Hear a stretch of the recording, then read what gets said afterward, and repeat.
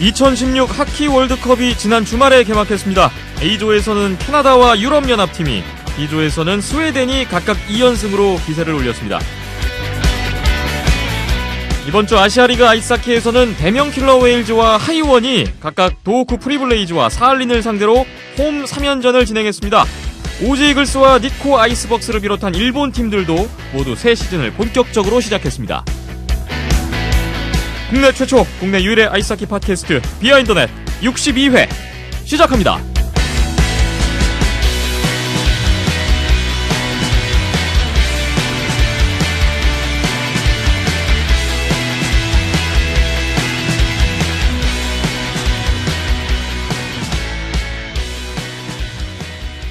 비하인더넷 62회 문을 열었습니다. 저는 김태범이고요. 박힘찬 PD, 이현섭 기자 나오셨습니다. 안녕하세요. 안녕하세요. 네, 안녕하세요. 원래 멤버로 복귀를 했고 원래 요일로 돌아왔습니다. 9월 21일 수요일에 녹음을 진행합니다. 추석 연휴가 지나고 첫 녹음인데요. 추석 연휴 때 다들 일 잘하셨죠?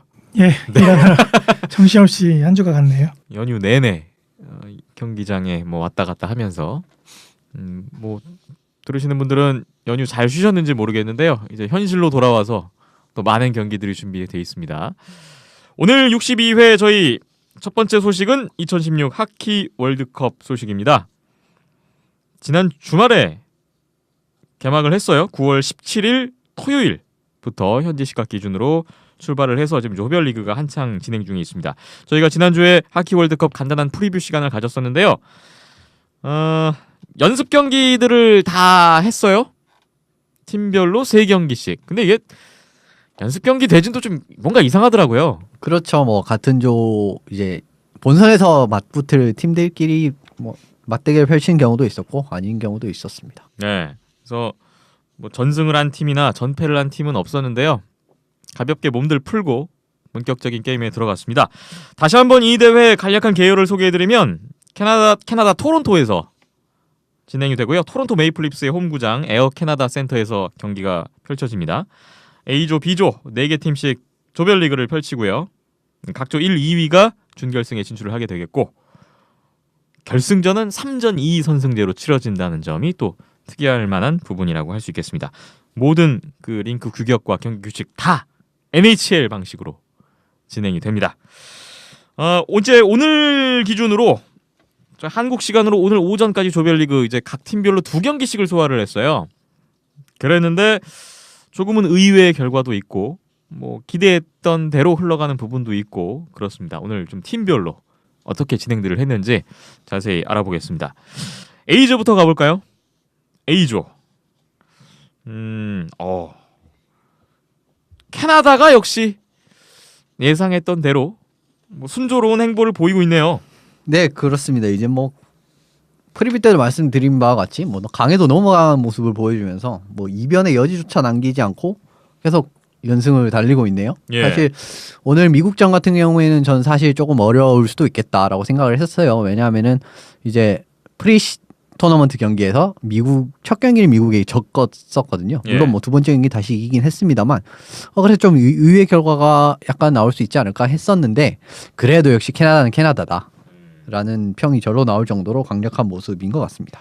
캐나다가 첫 경기 체코전에서 6대0 완승을 했습니다. 시드니 크로스비 선수가 선제골 포함해서 3포인트. 그렇습니다. 뭐 역시 이름값에 걸맞는 활약으로 첫 승을 안겼어요. 이게 재밌는 게 소치 올림픽에서 크로스비는 3포인트를 했었습니다. 올림픽 전체 경기에서 3포인트를 했었는데 이 월드컵에서는 첫 경기만에 한 경기에서 3포인트를 첫 경기만에 바로 3포인트로 동률을 맞춰버리네요. 그런 기록이 또 있었네요. 캐리 프라이스 선수가 27세이브 셧아웃을 했고요. 그리고 오늘 펼쳐졌던 미국전에서도 4대2로 승리를 했습니다. 선제골을 내줬지만 곧바로 1피리어드에 3골을 몰아치면서 역전을 했고요. 2골차 승리. 2전 2승으로 캐나다는 빈틈이 없는 건가요? 예, 첫 골이랑 두 번째 골을 이제 첫 골은 실점을 한 다음에 만회 골을 넣고 그 다음 역전골을 넣는 동안 21초밖에 걸리지 않았습니다. 그 정도로 뭐 그냥 리드를 줬지만 우리는 다시 뺏어올 수 있어 자신감을 정말 보여줄 수 있었던 것 같고요. 예. 그리고 확실하게 저는 프라이스 선수가 굉장히 많이 걱정이 됐어요. 이제 캐나다가 이제 경기 전 로스터 발표를 할 때도 골리들이 정말 좋은 골리들이 많지 않습니까? 3명 중에 홀트비를 내지 않겠다라는 발표를 하면서 그럼 프라이스로 갈 확률이 높은데라고 해서 프라이스가 좀 불안하긴 했었습니다. 왜냐하면은 그때도 말씀드린 바와 같이 11월 이후에 경기 실전 경험이 없었기 때문에 네. 감각을 찾지 못한다면은 좀 불안하겠구나라고 했는데 역시 캐나다 걱정을 할 필요가 없다. 라는 뭐 모습 보여주면서 체코 그냥 셧아웃하고 오늘 미국전에서도 2실점이긴 하지만 뭐 좋은 모습을 보여줬다고 생각을 하고요. 예. 그래도 뭐 도저히 못 이길 팀은 아닌 것 같습니다. 왜냐하면 약간 또 약점이라고 할 수 있는 부분이 조금 나왔긴 했는데요. 오늘 어떤 경기에서 부분이 보면은 보였나요?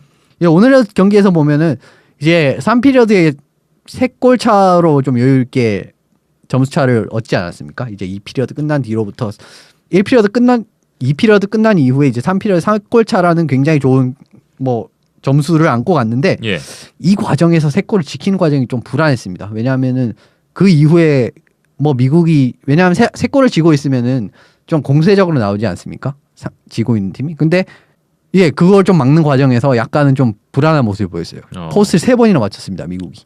3피리어드에 미국으로서도 포스트를 아쉬운 패배로 다가올 수가 있겠군요. 만약에 그게 다 들어갔다면은 이겼겠죠. 예. 그러니까 이런 부분이 나왔다면은 이제 이기고 있을 때 너무 이제 좀 수비적인 운영을 하다가 경기를 망치는 경우가 있지 않습니까? 예. 좀 그런 운영이 좀 나올 뻔했다라는 부분이 역시 캐나다의 약간은 조금 이제 없는 약점 중에 하나 찾아보자면 그 정도인 것 같습니다. 방심하면 안 되겠다라는 생각이 드네요. 그렇죠. 캐나다가 쾌조의 2승을 달렸고요. 그리고 지금 A조에서 또 두각을 나타내고 있는 팀이 바로 유럽연합팀입니다. 이 팀 시작부터 참 흥미로운 팀이었는데 막상 뚜껑을 열었는데 만만치 않은 전력을 보여주고 있어요. 첫 번째 미국전에서 3대0 완승을 했어요. 할락 선수 35세이브 셧아웃 활약을 해줬고 뭐 마리언 게버릭, 리온 드라이사이틀, 또 피에르 에두아르드 벨메어 선수 연속골 터지면서 3대0. 미국을 상대로 이 정도로 뭐 쉽게 이길 거라고 쉽게 예상들은 안 했지 않았습니까? 사실 거의 아무도 예상을 하지 않았다고도 볼 수 있는데요.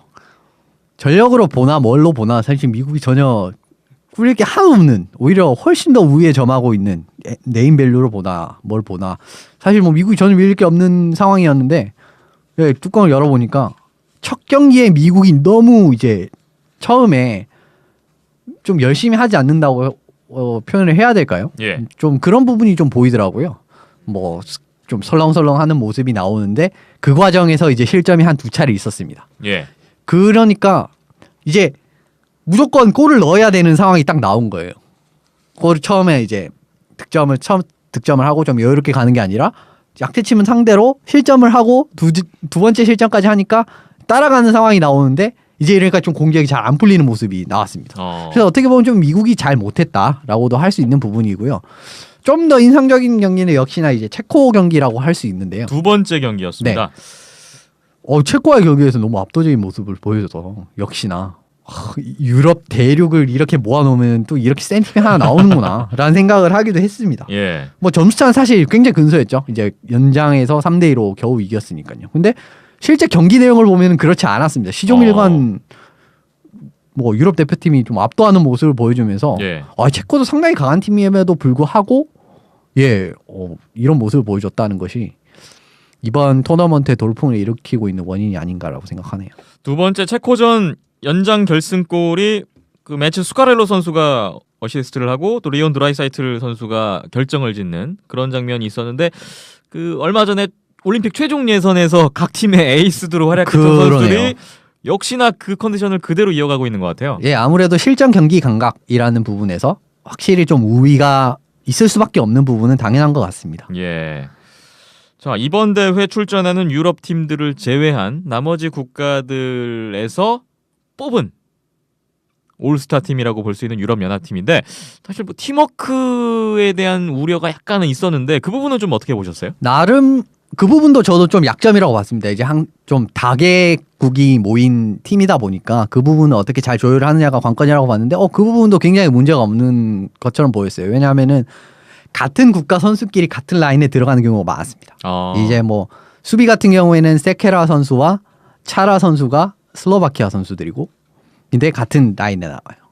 예. 이제 아니면 다른 라인으로 묶어도 언어가 같아서 소통에는 문제가 없는 경우. 그다음 두 번째 수비 페어가 로만 요시 선수와 데니스 사이덴베르크 선수였는데 예. 그 선수들도 독일어를 사용할 수 있는 선수들입니다. 그러니까 뭐 소통에는 전혀 문제가 없는 그런 부분이 많더라고요. 1라인은 뭐 코피타르, 토마시 타타르, 마리안 가보리크 이렇게 세 라인인데 예. 타타르 선수와 가보리크 선수는 슬로바키아 선수 사람입니다. 어떻게 그리고- 교묘하게 그렇게들 잘 묶었네요. 예, 그렇게 같은 국가를 그렇게 어떻게 좀 잘 묶은 이제 코피타르 선수는 슬로베니아지만 언어 체계가 비슷하기 때문에 그렇게 소통에는 문제가 없었을 겁니다. 그렇군요. 그런 과정으로 보면은 그런 식으로 굉장히 잘 묶었네. 좀 신경을 많이 썼구나 이런 생각을 많이 했습니다. 네. 자, 캐나다와 유럽연합이 나란히 2승씩 승점 4점씩을 기록하고 있고요. 이 두 팀이 이제 조별리그 마지막 경기를 갖게 됩니다. 한국 시각으로 이제 22일 목요일인데 이 경기가 A조의 1, 2위 결정전이 돼 버렸어요. 그렇게 됐네요. 예. 좀 예상하기가 쉽지가 않았는데 어떻게 1, 2 결정전이 이렇게 나왔고, 사실 뭐 캐나다가 이길 거라고 생각은 합니다만 캐나다도 역시 방심해서는 절대 안 되는, 방심하다가는 미국 같은 결과가 나올 수 있는, 얼마든지 그런 결과가 나올 수 있을 것 같습니다. 1위냐 2위냐에 따라서 또 B조의 1, 2위를 엇갈리게 만나게 되니까 그렇습니다. 뭐 그냥 내줄 수는 없는 경기가 될 것 같습니다. 근데 사실 그 부분은 또 조금 복불복이라고 할 수 있는 게, 지금 느낌으론 제가 봤을 때는 B조 세 팀이 너무 다 괜찮거든요. 사실 B조가 이따가 말씀을 자세히 드리겠지만 혼전양상이라 네. 누가 1위가 될지 2위가 될지 아직 끝까지는 보이지가 않아요. 네, 그렇기 때문에 네. 좀 지켜봐야 될 것 같습니다. 그렇네요. 자, 반면에 A조에서 두 팀이 일찌감치 지금 1, 2위를 확정지은 상황인데, 반면에 이미 두 경기 만에 조별리그 탈락 확정이 된 두 팀이 있어요. 먼저 이번 대회 좀 많이 실망스러운 팀이라고 볼 수가 있는 미국인데요. 미국이 첫 번째 경기 유럽연합과의 경기에서 0대3으로 졌고, 오늘 캐나다에게도 2대4로 패했습니다. 2패. 미국의 부진 어떻게 봐야 될까요? 정말 이 정도로 부진할 줄 몰랐습니다. 이게 저는 사실 미국이 이번에 우승을 할 수도 있는 전력이라고 보긴 봤거든요. 예, 멤버가 좋다고 말씀을 해주셨었는데. 구성이 굉장히 좋았습니다. 근데 이거 뒷부분에서 이 부분을 좀 말씀을 드리고요. 일단 처음에 이제 경기를 들어가 보면, 예, 이제 유럽 연합과의 경기를 말씀드리면, 아까 말씀드렸다시피 경기 초반 두 골을 먹는 장면이 너무도 좋지 않았어요. 이제 그 부분에서 결국 만회를 못한 장면이 나왔고, 중반 이후에 좀 발동이 걸린 모습이 나왔습니다. 이제 좀 미국 대표팀과 경기를 하는구나 했는데 결국 득점을 하지 못했습니다. 이게 결국 또 패배로 직결된 원인이었죠. 이제 두 번째 캐나다전 같은 경우에는 좀 신기일전하고 나오는 느낌이 좀 들더라고요. 예. 이제 경기 시작 이전에 막 보도가 이렇게 나오지 않습니까? 이런 부분에서 굉장히 이제 질 수가 없다. 왜냐하면 또 지면 탈락이었기 때문에. 라이벌 캐나다전이고. 그렇죠. 네, 그 부분에서도 그랬고, 근데 첫 골을 득점했음에도 불구하고 그다음 1분 30초 만에 두 골을 헌납하면서 역전을 당했단 말이죠. 예, 이런 부분이 너무 좋지 않았습니다. 이제 뭐 이 경기 후반을 보시면은 포스트 3번 맞추면서 굉장히 위협적인 찬스들이 있긴 했지만 결국 득점을 하지 못했어요. 프리뷰 때 언급드렸듯이 이제 골 결정력의 부재, 이제 필 캐슬이나 타일러 존슨 같은 굉장히 득점력 좋은 선수들을 뽑지 않았던 게 결국은 또 패인이 될 수 있는 그런 부분이 됐었던 정말 것 같습니다. 골을 결정 지어줄 수 있는 해결사의 부재가 또 한 번 느껴지는 오늘 캐나다전이었어요. 미국 정도의 멤버가 두 경기에서 두 골밖에 넣지 못했다는 것은 예, 정말 이건 실망스러운 결과라고 할 수밖에 없거든요. 미국이 두 경기를 내주면서 일찌감치 탈락 확정이 되는. 그래서 이 부분에서 또 재밌는 트윗이 있었는데, 네, 앤슨 카터란 선수가 있습니다. 이제 옛날에 NHL에서 활약했던 선수, 미국인 선수인데 지금 NHL 애널리스트로 활약을 하고 있어요. 방송에서 NHL 애널리스트로 활약을 하고 있는데, 이 선수가 경기 끝나고 경기 진짜 못 봐주겠다. 96년도에나 쓸 법한 코칭을 지금 하고 있으면 어떡하냐. 선수 지금 2016년에 지금 그런 걸 20년 전 하고 있으면 어떡하냐. 왜 타일러 존슨이랑 필캐스를 안 뽑았냐고 이렇게 혹평을 정말 하면서 불만을 드러내기도 했었습니다. 이번 대회 뭐 벌써부터 시작인 것 같긴 한데 이대로 끝난 후에 미국 내에서의 어떤 질타와 그런 비판의 여론이 꽤 있을 것 같다라는 예상도 듭니다. 그렇죠. 앞으로 사실 근데 또 미국이 이제 리그전을 조금 더 우선시하는 선수들이 좀 그런 멘탈이 조금 있는 것 같아요. 네. 그런 부분을 생각하더라도 지금 이 결과는 정말 실망스러운 결과임은 부정할 수 없습니다. 미국이 승점 0, A조 최하위로 쳐져 있습니다. 다음으로 체코인데요. 체코도 2패를 했습니다. 캐나다전에서 0대6 완패했고 유럽연합전 연장 패배해서 승점 1점. 하지만 이미 조별리그 탈락이 확정됐습니다. 3위네요, 그래도. 마지막 경기가 체코와 미국전이 남아있는데 이게 3, 4위 결정전이 됐어요. 그렇죠. 네, 뭐 꼴찌를 피하는 게임이 됐고 이번 대회 체코는 어땠나요? 체코는 사실 이제 대회 전부터 체코에 대한 기대를 거는 좀 많이 없었습니다. 제가 뭐 프리뷰 때도 말씀드렸다시피 정말 의외를 노려야 된다. 이런 말씀밖에 드릴 수 없을 정도였고요. 예. 게다가 부상으로 선수들까지 많이 빠지는 모습이 나오면서 더더욱 전력이 약화된 부분도 없지 않아 있었고요. 2패를 당했고 캐나다와의 경기에서는 사실 모든 부분에서 거의 압도당하는 모습이 나오면서 사실상 뭐 완패를 했었고요. 좀 유럽연합과의 경기가 그래도 약간은 좀 안타까운 경기라고도 할 수 있을 것 같아요. 그래도 연장까지 어떻게 승리를 바라볼 수 있는 입장까지는 가지 않았습니까? 그렇죠. 동점을 만들었고 연장까지 갔었기 때문에 근데 이 부분 경기를 못 잡았다는 부분이 체코 입장에서 정말 아쉬운 모습인 것 같습니다. 근데 뭐 전력상으로 사실 4강을 바라보기에는 약간은 힘들지 않았나라고 생각을 해요. 예. 자, A조 미국의 의외의 부진 그리고 유럽연합의 의외의 선전 뭐 이렇게 요약을 하면 될 것 같고요. 일단 유럽연합과 캐나다가 준결승 진출을 확정지었습니다. 잠시 후에 B조 상황 돌아보겠습니다.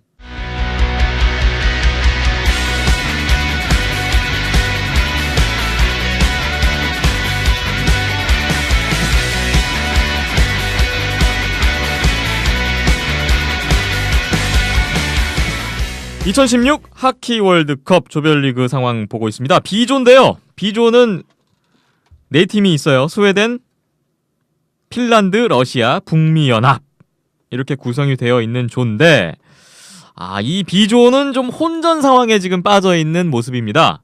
먼저 가장 앞서 있는 스웨덴 얘기부터 해보죠.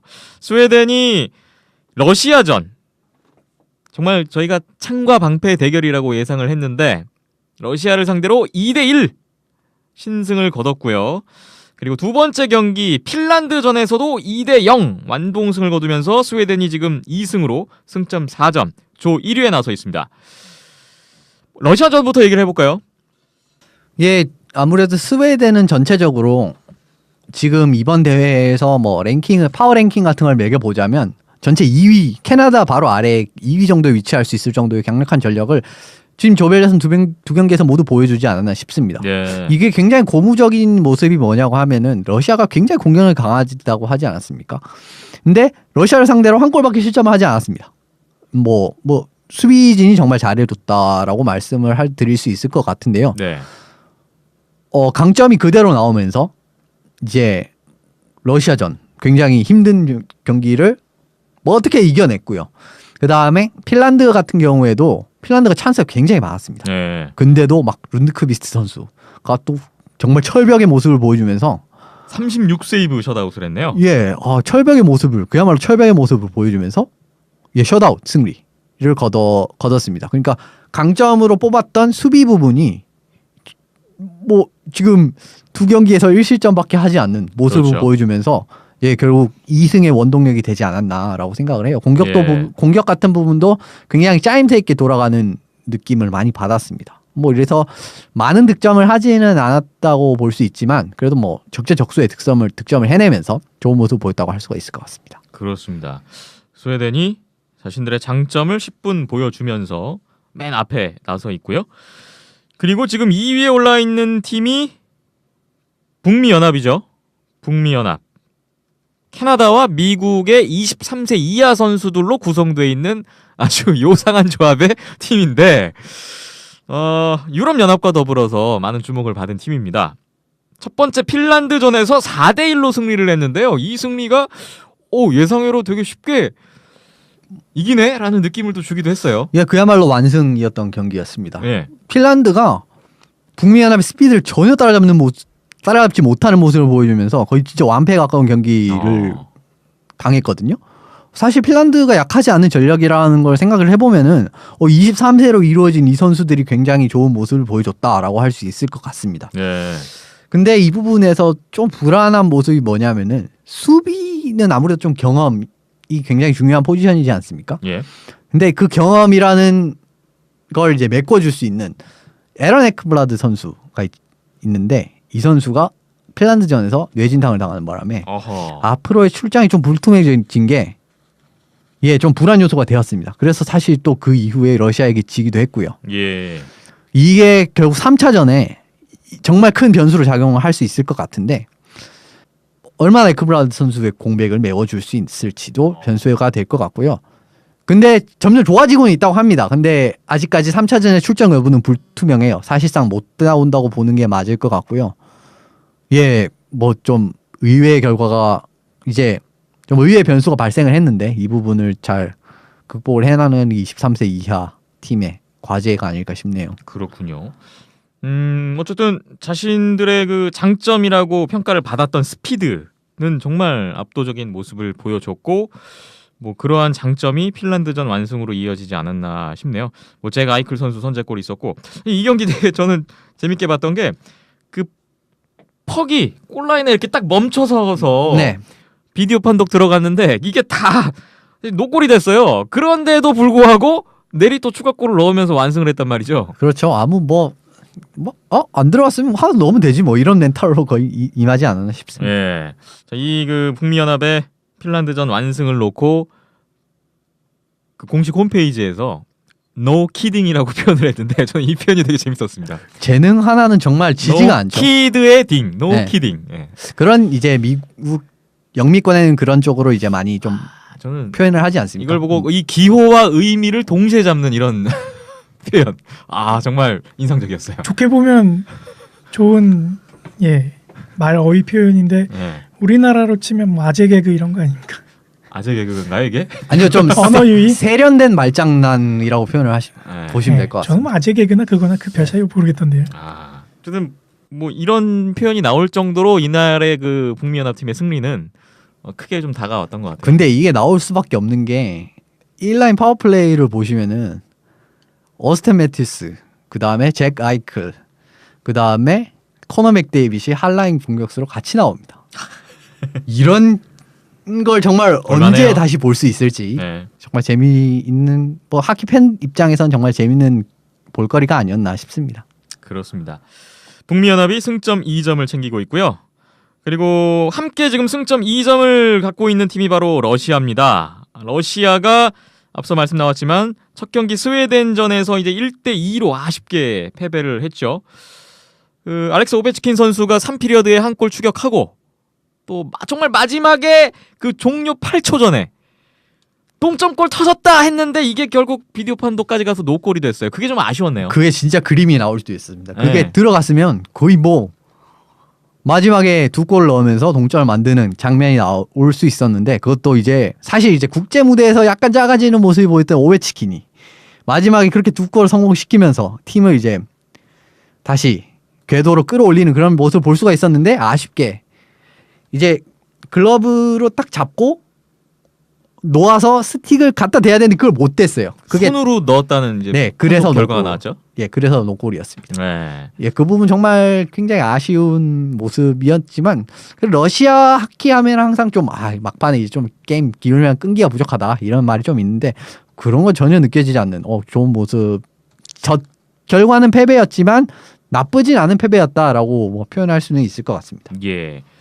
그 아쉬움을 뒤로 하고 두 번째 경기에서는 러시아의 창이 힘을 발휘했습니다. 북미 연합전 선제골 내줬지만 이 막강 공격력이 이런 거구나라는 게 좀 그대로 나왔던 것 같은데 바로 나메스트니코프 선수 또 쿠체로프, 쿠즈네소프, 타라센코까지 아니 무슨 득점 선수들이 다들 야. 이 피리어드만 4골을 넣으면서 훅 역전 4대3으로 첫 승을 신고했습니다. 강점이 정말 극대화된 경기가 아닌가 싶습니다. 네. 사실 이제 수비가 약점이라고 하지 않았습니까? 그 3골이나 내줬어요. 근데 4골 넣으면 되지 이겁니다. 그리고 이 피리어드에 폭발적으로 4골을 다 넣었다는 장점 부분도 예. 정말 장점이라고 볼 수 있을 것 같아요. 사실 한 피리어드에 4골을 넣을 수 있는 팀이 그렇게 많이 없다는 걸 봤을 때 이런 좀 톱 클래스 무대에서도 이런 공격력이 완벽하게 발휘가 된다라는 부분은 뭐 앞으로 러시아가 만약에 4강 뭐 결승을 간다는 시나리오가 나온다고 하더라도 이 부분은 정말 큰 장점이 될 것 같습니다. 예. 막판에 북미연합의 추격이 참 거셌는데요. 뭐 한 골차까지 왔고 또 골대까지 맞히는 그런 상황까지 벌어졌는데 끝까지 한 골차를 지키면서 러시아가 승점 2점을 챙겼습니다. 마지막으로 핀란드인데요. 핀란드가 뭐 A조에 미국이 좀 부진하다면 지금 B조에선 핀란드인 것 같아요. 첫 경기 북미연합전 1대4 패배. 오늘 스웨덴전에서도 0대2로 완봉패를 당했습니다. 승점 0점인데요. 거의 지금 탈락 분위기거든요. 이제 핀란드를 보면 핀란드 로스터 구성에서 봤듯이 장점으로 부각될 수 있는 부분이 죄다 단점으로 부각되었다는 게 페인의 가장 큰 이유인 것 같습니다. 그거는 어떤 의미인가요? 그러니까 핀란드를 보면 1라인에서 4라인까지 모두 투웨이 하키에 정말 능한 선수들입니다. 예. 그 말은 어떻게 보면은 어떤 라인에서도 투웨이 공격 수비 어느 정도 되기 때문에 어떤 라인에서도 우위를 점할 수가 있는 상황이 나올 수가 있다는 거죠. 뭐 예. 3라인이 될 수, 어떤 경기에서는 2라인, 3라인이 될 수도 있고 어떤 경기는 1라인, 4라인이 될 수도 있고요. 그런 부분이 전혀 나오지 않았습니다. 그냥 어중간한 투웨이 하키인 채로 끝나버렸어요. 뭐 북미연합팀에는 스피드에서 완전히 유린당하는 모습이 나오면서 아예 기도 펴지 못했고요. 이번 스웨덴 같은 경우에서는 찬스는 많았지만 공격 진짜 딱 그게 한 끗 차이지 않습니까? 득점과 득점을 하지 못하는 게 네. 정말 탑 클래스에서 정말 0.1초, 0.2초 차이는데 그게 결국 또 나오지 않으면서 패배를 하게 되었네요. 핀란드가 최근 국제 무대에서 워낙 잘해왔기 때문에 이번 하키 월드컵에서도 참 많은 기대를 모았던 팀인데 생각보다는 많이 고전하고 있고요. 예, 그래서 이제 좀 날카로운 창 역할을 뭐 파트리크 라이네 같은 선수가 해줬어야 되는데 예. 이 선수도 아직까지는 좀 더 발전이 필요한 모습이 이번 또 토너먼트에서 나오지 않았나 싶습니다. 좀 뭐 묶이는 모습이 나오면서 생각보다 날카로운 모습이 나오지 않았어요. 예. 그리고 저희가 프리뷰 때도 좀 예상을 했었던 골리 부분에 대한 고민이 그대로 좀 나오는 것도 같아요. 그렇습니다. 이제 첫 경기를 페카레네 선수가 나왔는데 4실점을 하면서 완패를 했죠. 그 다음 경기는 바꿨습니다. 이제 보스턴의 수문장인 투카라스크 선수가 나왔는데 예. 잘했어요. 사실 2골밖에 실점을 하지 않았으니까요. 그래도 뭐 결국 팀의 승리를 이끌어내기에는 좀 부족하지 않았나라고 생각을 합니다. 핀란드가 지금 준결승 진출을 위해서는 마지막 상대인 러시아전을 또 치러야 되는데 그렇죠. 이 무조건 막강 공격력의 러시아를 맞아서 또 이 골리 부분의 고민 뭐 이런 부분들이 또 어떻게 좀 해결을 볼 수 있을지 걱정이 크네요. 예, 골리 부분도 문제고 이제 핀란드 같은 경우에는 3라인 수비가 약간 좀 부족한 모습이 나옵니다. 예. 근데 러시아는 공격 라인이 걸을 데가 하나도 없어요. 이제 그 부분이 공략을 당한다면 오랜만에 러시아가 핀란드를 상대로 서력을 할 수 있지 않을까라는 생각을 하네요. 예. 그런데 핀란드도 사실 지금 희망이 없는 건 아니에요. 정말 어려운 상황이 지금 정말 지금 B조는 네 팀 다 마음을 놓을 수도 없고 희망을 버릴 수도 없는 상황이죠. 그렇습니다. 예. 러시아를 좀 큰 점수 차로 잡고 또 북미연합이 좀 대패하는 그림이 나온다면 그래도 이제 승자승에서 약간은 어려울 수는 있겠지만 굉장히 어렵네요. 또 말씀드리고 보니까. 자, 정리를 해보겠습니다. B조의 지금 마지막 남은 경기가 북미연합 대 스웨덴전이 있고요. 그리고 다음 경기로 핀란드 대 러시아전이 있습니다. 스웨덴이 유리해요. 승점 4점을 챙기고 있기 때문에. 하지만 경기 결과에 따라서 이 스웨덴, 북미연합, 러시아까지 이 세 팀이 모두 승점 4점이 될 수도 있고요. 그리고 또 다른 경우는 아까 뭐 핀란드에겐 마지막 희망인데 핀란드, 러시아, 북미연합이 모두 승점 2점이 돼버리는, 그래서 조 2위를 한번 노려볼 수 있는 그런 그림이 나올 수도 있습니다. 아주 흥미로운 대진이 될 것 같아요. 핀란드 대 러시아전이 또 최근에 국제 무대에서 상당히 흥미로운 대진이기 때문에 더 기대가 되고요. 예측하기가 참 어렵네요. 마지막 경기까지 여기는 이제 정말 안심할 수가 없기 때문에 네. 그래도 사실 핀란드는 좀 거의 탈락이 확정적인 것 같고요. 러시아와 북미 연합이 결국 문제인데 핀란드가 또 러시아의 발목을 잡으면서 같이 이제 죽자 모드로 나갈 것인지 아니면 러시아가 이번에는 한번 또 막강 공격에 앞서가지고 또 4강 진출을 할 것인지 네. 마지막까지 눈을 뗄 수 없는 경기가 이어질 것 같습니다. 지난주에 이현숙 기자님이 예상해 주시기로는 스웨덴이 B조 1위를 차지할 거다라고 예상을 했는데 현재까지는 들어맞고 있습니다. 아 예, 근데 핀란드 2위를 예상했는데 그거는 또 네. 보기 좋게 빗나갔네요. 또 하나라도 적중한 게 아닙니까? 캐나다 우승한다 그랬는데 뭐 캐나다 막강하고 예. 일단 뭐 다음 주에 뭐 결과를 한번 보죠. 2016 하키 월드컵 이제 점점 더 열기를 더해가고 있는데요. 끝까지 주목해 주시고요. 다음 주에 또 어떤 결과를 낳았는지 또 시간 갖겠습니다.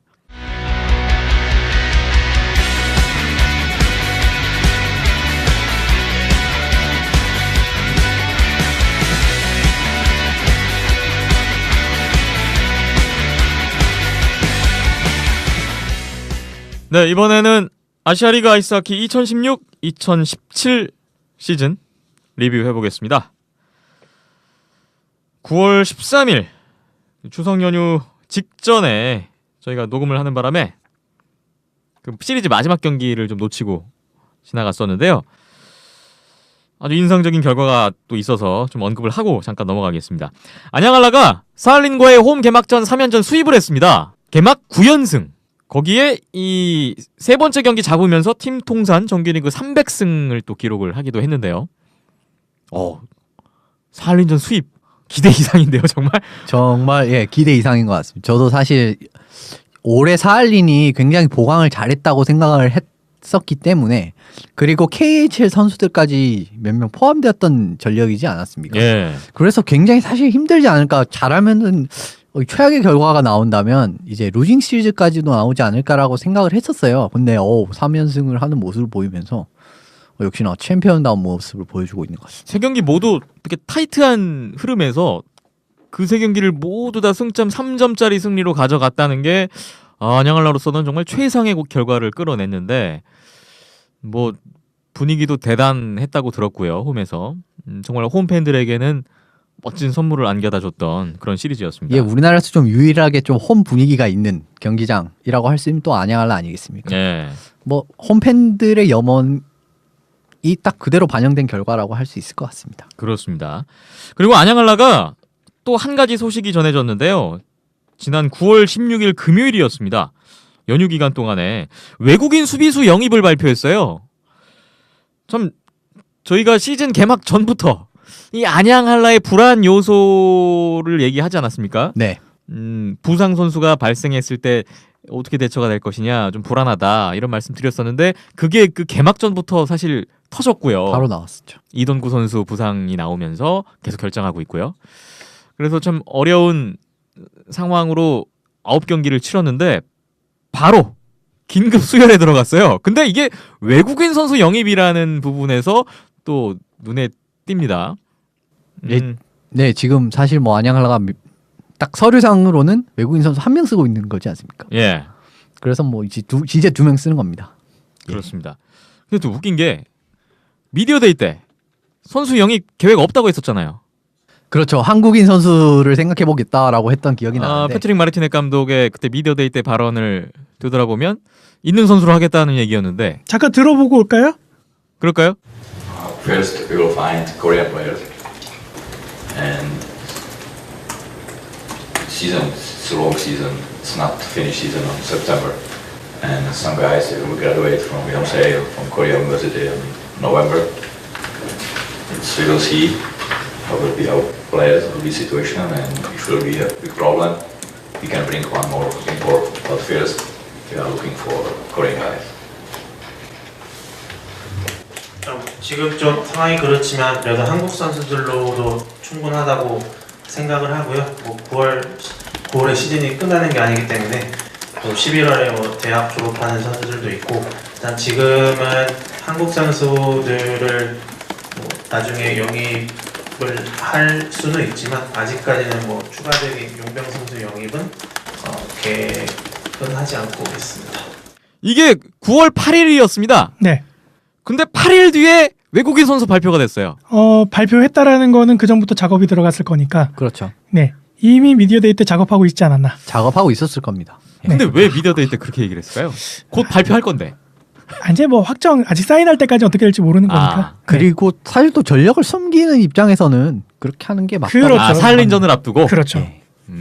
그게 맞겠네요. 사실 뭐 사할린은 그렇게 챙겨봤을 것 같진 않지만 그래도 그래도 어쨌든 네. 한국 라이벌 팀들이 옆에 바로 있지 않습니까? 네. 숨기는 건 당연하다고 생각합니다. 근데 수혈하기도 전에 9연승. 그래서 뭐 더 기대가 됩니다. 네. 이제 뭐 짱짱하겠네요. 네. 그러니까 제가 이제 불안 요소를 짚어드렸던 그런 부분을 처음 딱 겪었는데 아무렇지도 않게 넘어갔다는 것이 좀 어떻게 보면 안양할라 입장에서는 올 시즌을 정말 좋은 출발 럭키한 출발이죠. 네. 네. 만들지 않았나 생각합니다. 뭐 하지만 또 다시 생각해 보면 이번에 외국인 수비수를 영입했다는 거는 그만큼 뭐 위기감을 느끼는 건 맞는 것 같은데 그렇죠. 그런 어떤 후속 대처가 아닐까 싶어요. 소개를 드리겠습니다. 체코 출신의 카렐 필라라는 선수인데요. 이 선수 어떤 선수인지 소개를 해주실까요? 굉장히 큰 체격을 가진 선수입니다. 이게 딱 보시면은 193cm에 94kg이라는 굉장히 큰 체구를 가지고 있습니다. 거의 뭐 알렉스 플란트 선수급의 체구라고 보시면 될 것 같고요. 2001년에 토론토 메이플립스에 지명이 된 바가 있어요. 예. 이제 2라운드 픽이라는 굉장히 어떻게 보면 상위 픽으로 그러네요. 뽑혔었습니다. 그리고 뭐 그 이후에는 뭐 사실 NHL에서 그렇게 붙박이로 자리 잡지는 못했고요. 한 3시즌 정도 토론토에서 했더라고요. 예, 새 시즌에 사실 한 90경기면 거의 뭐 못잘 잡았다고 보시는 게 맞고요.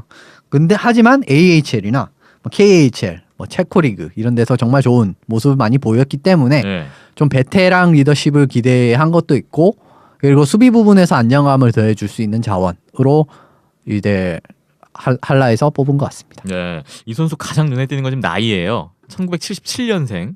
한국 나이로 40. 마르티네 감독님하고 별 차이 안 나요. 아 그렇네요. 네. 만으로 이제 38이라고 볼 수 있는데 정말 많은 나이긴 하죠. 근데 이제 이 정도의 이제 경력을 보낸 선수라면은 그리고 수비수라는 포지션을 감안했을 때 한 3라인 정도 이제 뎁스 수비수로 딱 기용이 되면은 정말 뭐 좋은 모습을 보이지 않을까 생각합니다. 네. 체코 국가대표 생활도 오래 했고요. 뭐 월드 챔피언십 금메달의 그런 커리어도 있고 정말 그 이 선수가 걸어온 커리어만 보면 산전수전 다 겪은 백전노장. 네. 그런 이제 그 말년을 이제 아시아 리그에서 보내는 좀 그런 그림인 것 같아요.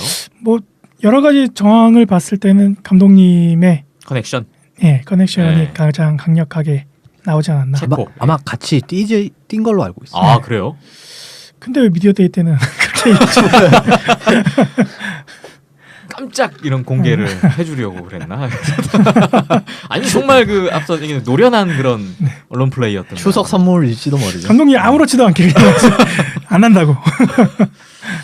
아무튼 좀 많이 놀라운 그런 발표였습니다. 카렐 필라 선수가 이제 이번 주에 일본 원정을 가게 되는데요. 안양할라가 이 원정 시리즈부터 선을 보인다고 합니다. 한번 궁금해지는데 지켜보겠습니다. 자 다음으로 하이원과 이 대명 킬러 웨일즈 시리즈도 지난주 화요일에 마무리가 됐는데 마지막 경기에서 4대1로 하이원이 승리를 하면서 위닝 시리즈를 했습니다. 새 외국인 선수죠. 미코 쿠코넨 선수 아시아리그 데뷔골 기록이 이날 경기 있었고요. 하이원의 시즌 첫 3연전이었는데 어떻게들 보셨습니까? 아직은 미완성의 팀이었지 않았나. 뭐 대명도 마찬가지였지만 조금 더 다듬을 필요가 있는 뭐 현석 기자님하고도 경기장에서 말씀을 나눴었지만 그 수많은 페널티 파워플레이 기회를 날리면서 감독님이 속이 많이 상하시겠구나 네. 그런 말씀도 주고받았었는데 아직까지는 좀 더 손발이 더 맞출 필요가 있는 그런 인상이 좀 더 강했던 것 같습니다.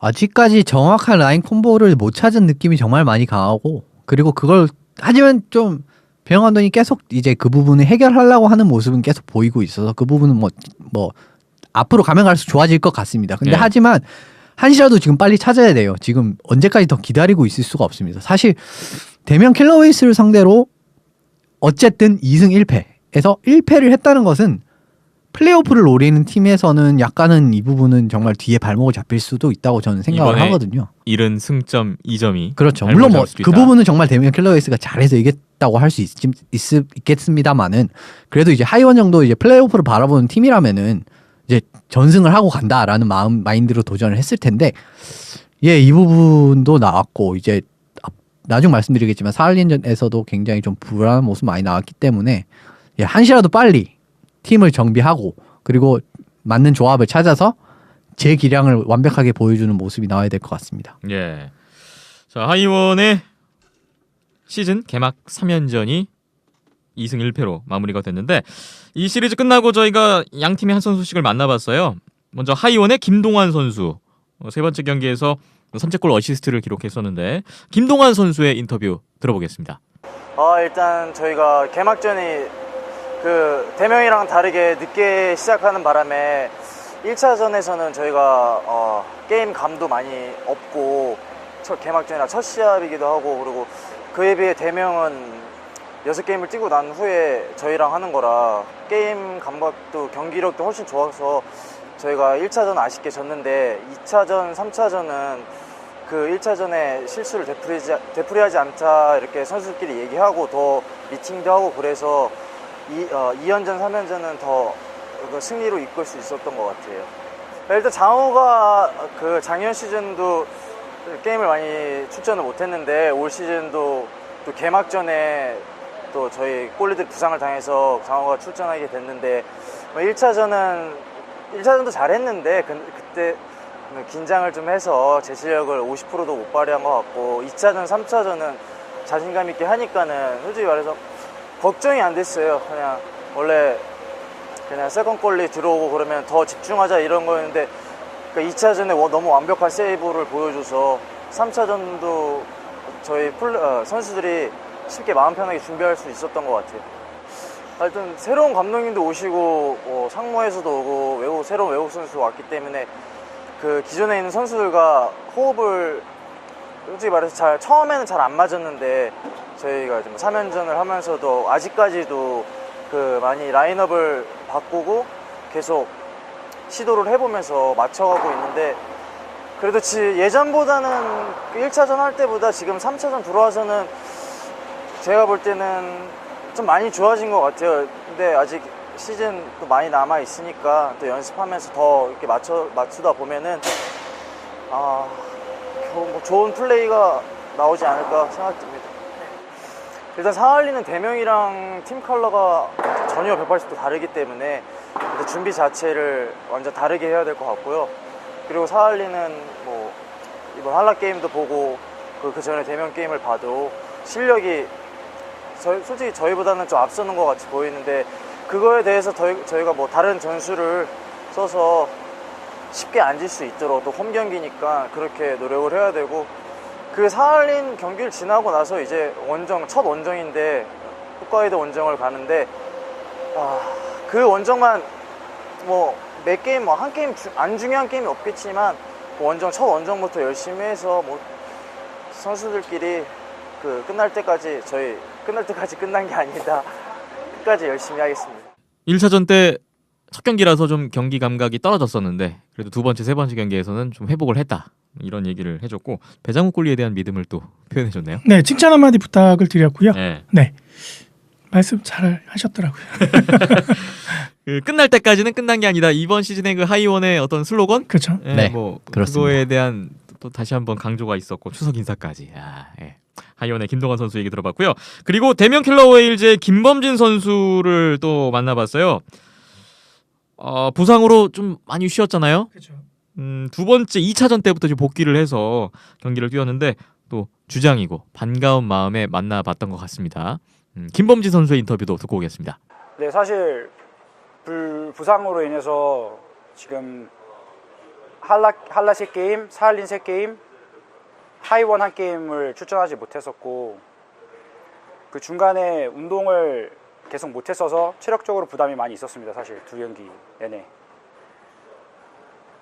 하지만 바깥에서 많이 봐왔고 저희 팀의 플레이를 눈에 익히려고 많이 노력했었고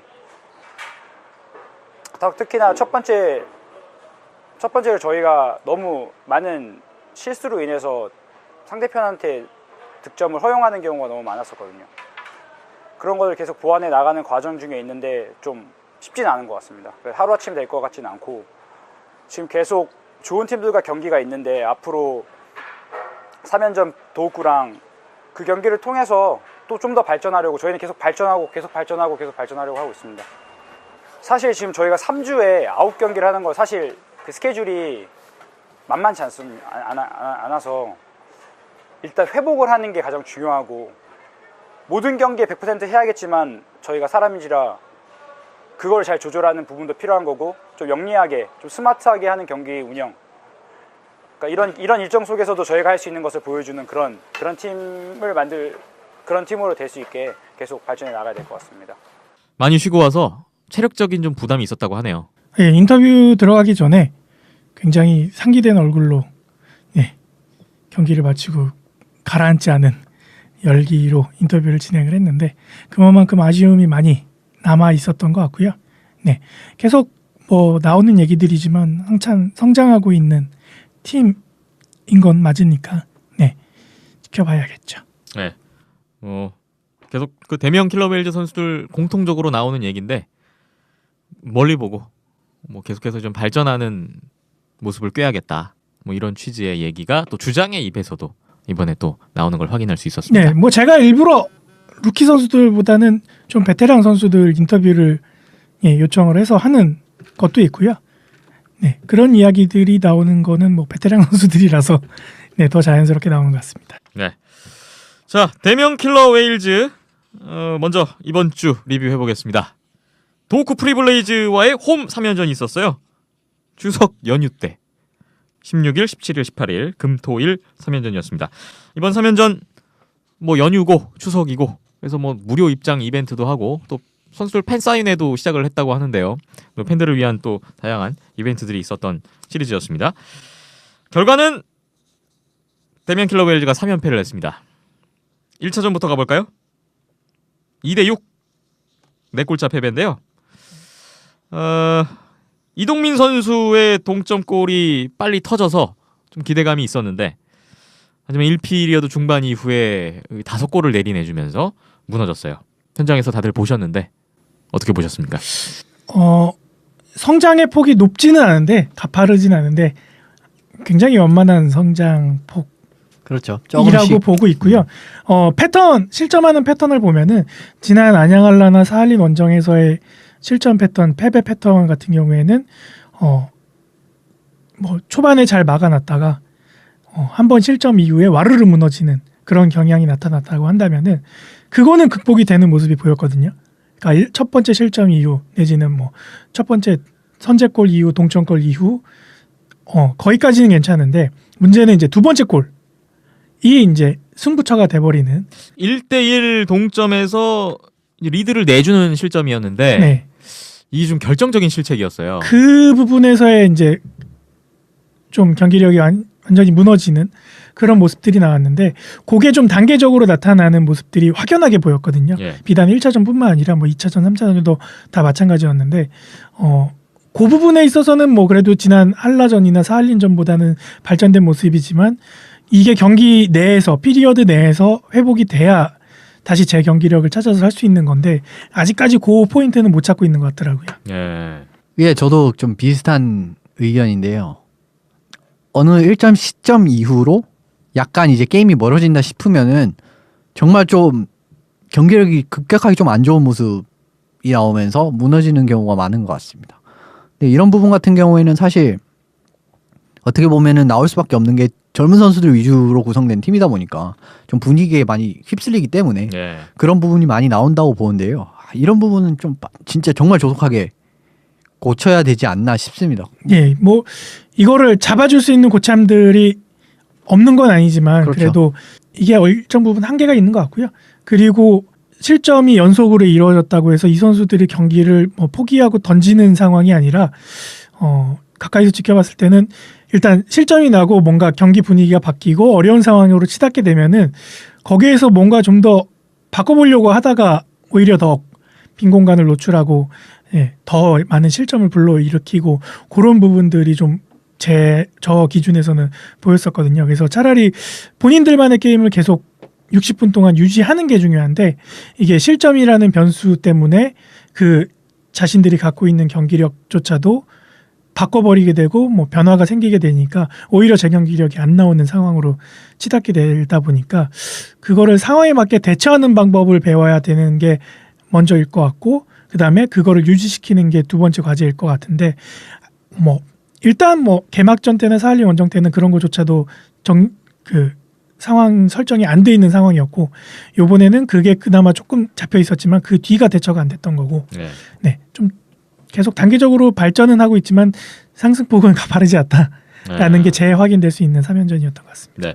네. 1차전 때 희망적이었던 것들이 좀 있었다면 주장 김범진 선수가 복귀 후에 3경기 만에 이제 첫 골을 신고했습니다.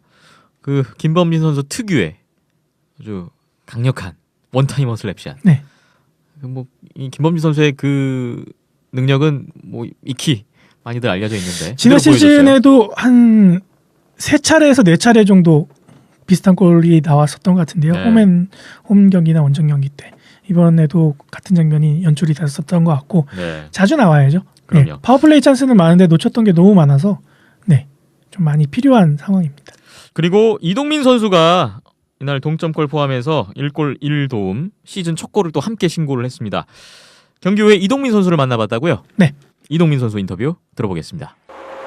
네, 일단 져가지고 기분이 좋지 않은데 그래도 시즌 이렇게 시작해서 첫 골 넣어가지고 이걸 빌미로 내일도 열심히 해가지고 내일이랑 모레 좋은 경기 할 수 있도록 생각하고 있습니다. 일단 아무래도 저희가 이번에 일정이 엄청 빡빡하게 잡혀가지고 체력적인 부분도 없지 않아 이제 많이 힘들어하고 있는 것 같은데 일단 다들 신인이라 많이 열심히 하는 모습이 보이고 있어가지고 좀 더 가다듬으면 앞으로 좀 더 차츰차츰 좋은 경기 할 수 있지 않을까 생각하고 있고 일단 오늘도 보면은 페널티가 많아가지고 거기에 실점 하나하나 하면서 그게 쌓여서 무너진 것 같은데 일단 앞으로 경기에서는 페널티를 많이 줄이고 최대한 찬스에서 득점을 살려가지고 좋은 경기 할 수 있도록 해야 될 것 같습니다. 역시 일정이 빡빡하다 보니까 체력적인 부담을 좀 토로했고 페널티가 많아서 좀 어렵다라는 얘기, 뭐 페널티를 좀 줄여야겠다 이런 얘기를 해줬습니다. 이동민 선수의 역할이 큰 것 같아요. 사실 외국인 선수에게 너무 이 득점 공격이 집중돼 있는 대명 킬러 웨일즈의 지금 현재 상황에서 이동민 선수가 왜 저번에 저희 비하인드 넷에 출연해서도 얘기했지만 공격수기 때문에 골을 넣어야 된다. 참 지난 몇 경기 동안 아쉽게 놓쳤던 찬스들이 많았는데 이번에 그래도 첫 골을 신고해서 좀 마음이 좀 한결 편해졌을 것 같아요. 예, 뭐 앞선 경기들에서는 이제 외국인 선수들과 손발을 맞추는 라인 메이트도 있었고 뭐 여러 가지 조합 부분에서 실험적인 부분이 많았었는데 지금은 어느 정도 좀 자리가 하나둘씩 잡혀가고 있는 상황에서 이동민 선수가 세 번째 라인에서 이제 후배 선수들과 함께 손발을 맞추면서 예, 공격을 이끌고 있는데 요 라인 3, 4라인에서의 그 경쟁력이 결국에는 리그의 순위를 결정짓는 부분이기 때문에 이동민 선수의 역할이 클 수밖에 없죠. 예. 앞으로 이동민 선수가 공격진에서 얼만큼 좀 힘을 불어 넣어줄지 기대를 해봐야 될 것 같습니다. 다음 날 토요일에 2차전이 있었는데 같은 스코어의 결과가 나왔습니다. 2대 6으로 대명 킬러 웨일즈가 또 연패를 기록했는데요. 이날은 1피리어드에 브레파넴 선수 선제골로 앞서 나갔었는데 이 흐름을 끝까지 가져가질 못했어요. 또 그 전날과 마찬가지로 내일이 5골을 이후에 와르르 내주면서 무너졌던 흐름이 반복됐습니다. 트리블레이즈는 이제 맷 포프 선수 올 시즌 새 영입 선수인데 해트트릭을 했고요. 대명은 이봉진 선수가 만회골이 있었네요. 2차전 경기 뭐 비슷했나요? 네, 비슷했고요. 항상 찬스 뒤에 위기가 오고 위기 뒤에 찬스가 오는데 네, 찬스를 살리지 못하고 위기를 그대로 맞이하면서 실점을 하는 경기 패턴은 같았습니다. 네. 2차전 끝나고 조재형 선수를 만나봤다고요? 네, 뭐 도움을 기록을 하기도 했고요. 네. 네, 뭐 계속 수비 뭐 필요할 때는 수비수 역할도 하고 또 필요할 땐 공격수 역할을 하고 뭐 전천후로 투웨이로서 움직이고 있는데 조금씩 살아나고 있는 모습은 보이는데 아직까지는 임팩트 있는 모습이 안 나오는 상황이다 보니까 어떤 생각들을 갖고 있는지 물어봤습니다. 조재영 선수의 얘기입니다. 오늘 뭐 늘 그렇듯이 저희가 이제 꼭 다음 이제 이기기 위해서 준비를 짧은 시간이지만 게임 속에서 나름 매일 준비하고 있어요. 그래서 그런 것들이 비록 당장 결과로는 나타나지 않아도 저희 팀이 전체적으로 매 피리어드 뭐 한순간 매 순간 조금씩 더 나은 플레이를 하기 위해서 노력하고 있다는 것을 조금은 더 확인할 수 있는 시합이었다고 생각해요. 일단 저는 포워드로서 일단은 좀 더 포지션에 대해서 많이 마음을 갖고 있었어요. 근데 팀의 사정이 또 사정이고 저희 팀이 수비수가 7명이고 또 감독님이 원하시는 부분에 대해서 주문을 하셨기 때문에 그거에 대해서는 당연히 좋은 마음을 갖고 따르고 있고요. 뭐 어쨌든 어떤 위치에 들어가도 제가 아닌 어떤 선수가 들어가도 늘 그 위치의 몫을 해낼 수 있다고 생각하기 때문에 제가 그 자리에 들어갔을 때 뭔가 특별한 무언가를 하려고 하기보다는 그저 팀의 일원으로서 저한테 주어진 역할에 대해서 최선을 다해서 소화해야 하는 게 또 제가 그렇게 할 수 있다고 감독님께서 자신감과 믿음을 많이 주시기 때문에 저도 더 적극적으로 또 팀의 좋은 플레이어가 될 수 있도록 노력을 하고 있고요. 지금은 다시 러시아 갔을 때 수비수로 내려갔다가 지금 프리블레이즈 어제 시합부터 다시 포드로 올라와서 플레이를 했고요. 아직까지 좀 디테일한 부분에서는 아무래도 왔다 갔다 하다 보니까 조금의 혼란은 조금 있을지언정 그래도 팀원들이 많이 도와주고 또 감독님께서도 저한테 디테일한 부분에서 이런 역할에 대해서 주문을 확실히 해주셔서 제가 소화하는데 큰 도움이 되고 있습니다. 우선 연휴 기간인데도 이렇게 경기 보러 와주셔서 정말 큰 감사한 마음을 가지고 있고요. 항상 저희 팀이 당장의 좋은 결과를 내고 있지는 못하지만 늘 저희는 발전하려고 또 저희 취지에 맞게 패기 있고 끝까지 포기하지 않는 경기를 하기 위해서 팀원들과 늘 항상 얘기 많이 하고 또 저희가 많이 노력하고 있습니다. 금방 좋은 모습을 보여드릴 수 있도록 더 노력해서 팬분들이 경기장에 오셨을 때 오늘 하키 보러 오길 잘했다라는 생각을 가질 수 있게 더 노력하는 팀이 되도록 하겠습니다. 감사합니다. 인터뷰 시작 때 이 깊은 한숨부터 나오는 게 좀 인상적이네요. 이걸 자를까 말까 고민을 많이 했는데. 네. 뭐 지금 포지션에 좀 문제가 있는데 포워드가 익숙하긴 한데 그래도 뭐 팀 사정에 맞게 뭐 주어진 역할에 최선을 다하겠다. 예, 뭐 이전 이런 소속 얘기였어요. 팀이었던 동양 이글스에서는 수비수 역할을 했었는데 뭐 대면 킬러 웰즈 입단하면서는 이제 공격수로 입단을 했었죠. 그러면서 공격수로 역할을 하다가 이제 사할린 원정 가서 김범진 선수가 부상으로 빠져 있고 뭐 그런 상황들이 있다 보니까 또 수비수 역할로 내려와서 그 역할을 또 해줬었고, 예. 네, 봤을 때는 뭐 제 기준에서 봤을 때는 수비수가 좀 더 어울리지 않을까라는 생각을 좀 더 갖고는 있는데 또 이제 팀에서 원하는 상황이 계속 바뀌다 보니까 근데 이제 선수 본인도 어떤 상황이 됐든 일단 팀에 도움이 되고자 하는 마음은 가장 큰 마음을 갖고 있다 보니까 뭐 어느 포지션이었어든 제 역할을 하려고 하는 그런 모습은 계속 나오고 있는 것 같습니다. 예. 또 마지막에 팬들에 대한 고마움, 점점 더 좋은 경기로 보답하겠다고 또 팬들에 대한 어필까지 얘기를 또 잘 해줬습니다. 다른 선수들도 다 조재영 선수만큼 인터뷰를 잘했으면 좋겠네요. 정말 인터뷰는 정말 잘하는 것 같습니다. 네. 자, 그리고 저희가 이 2차전 경기 끝나고 또 특별한 한 선수를 만나봤잖아요. 네. 바로 도호쿠 프리블레이즈의 나나카 고우 선수를 또 인터뷰를 했어요. 네, 현석 기자님하고 같이 만나봤습니다. 네, 또 이현숙 기자님이 이 일본어에 또 능통하신 관계로 또 그 능력을 또 10분 활용해가지고. 네, 현석 기자님이 없으면 만날 수가 없습니다. 나나카 고우 선수 인터뷰를 만나볼 기회가 없었던 것 같은데요. 아마 국내 매체에서 일본 선수들이나 일본 용병 선수들을 만나본 적이 거의 없었죠. 네. 그 지금 프리블레이즈의 주장이기도 한데 뭐 이 선수 워낙 대단한 선수라서 일본 대표팀의 또 기둥이죠. 네. 에이스라고 뭐 어떻게 할 수 있을 것 소개를 같습니다. 드려야 될지 모르겠네요. 어, 나나카 고 선수. 네. 그냥 이 선수의 경력 자체가 얼마나 이 선수가 잘하는 선수인지 알려줄 수 있는 정말 지표가 아닌가 생각합니다. 경력 잠깐 소개를 해드리면 그 숫자만 제가 나열해 드릴까요? 아시아리그 통산 300경기를 넘게 뛰었어요. 현재 379포인트. 예. 2008-2009 시즌에 득점왕도 했었고 2010-2011 시즌이 화려했네요. 리그 MVP, 최다 포인트, 베스트 포워드까지 싹쓸이. 그 프리블레이즈가 2010-2011, 2012-2013, 2014-2015 시즌 이제 3번 우승을 했는데 그 중심에 다 있었고요.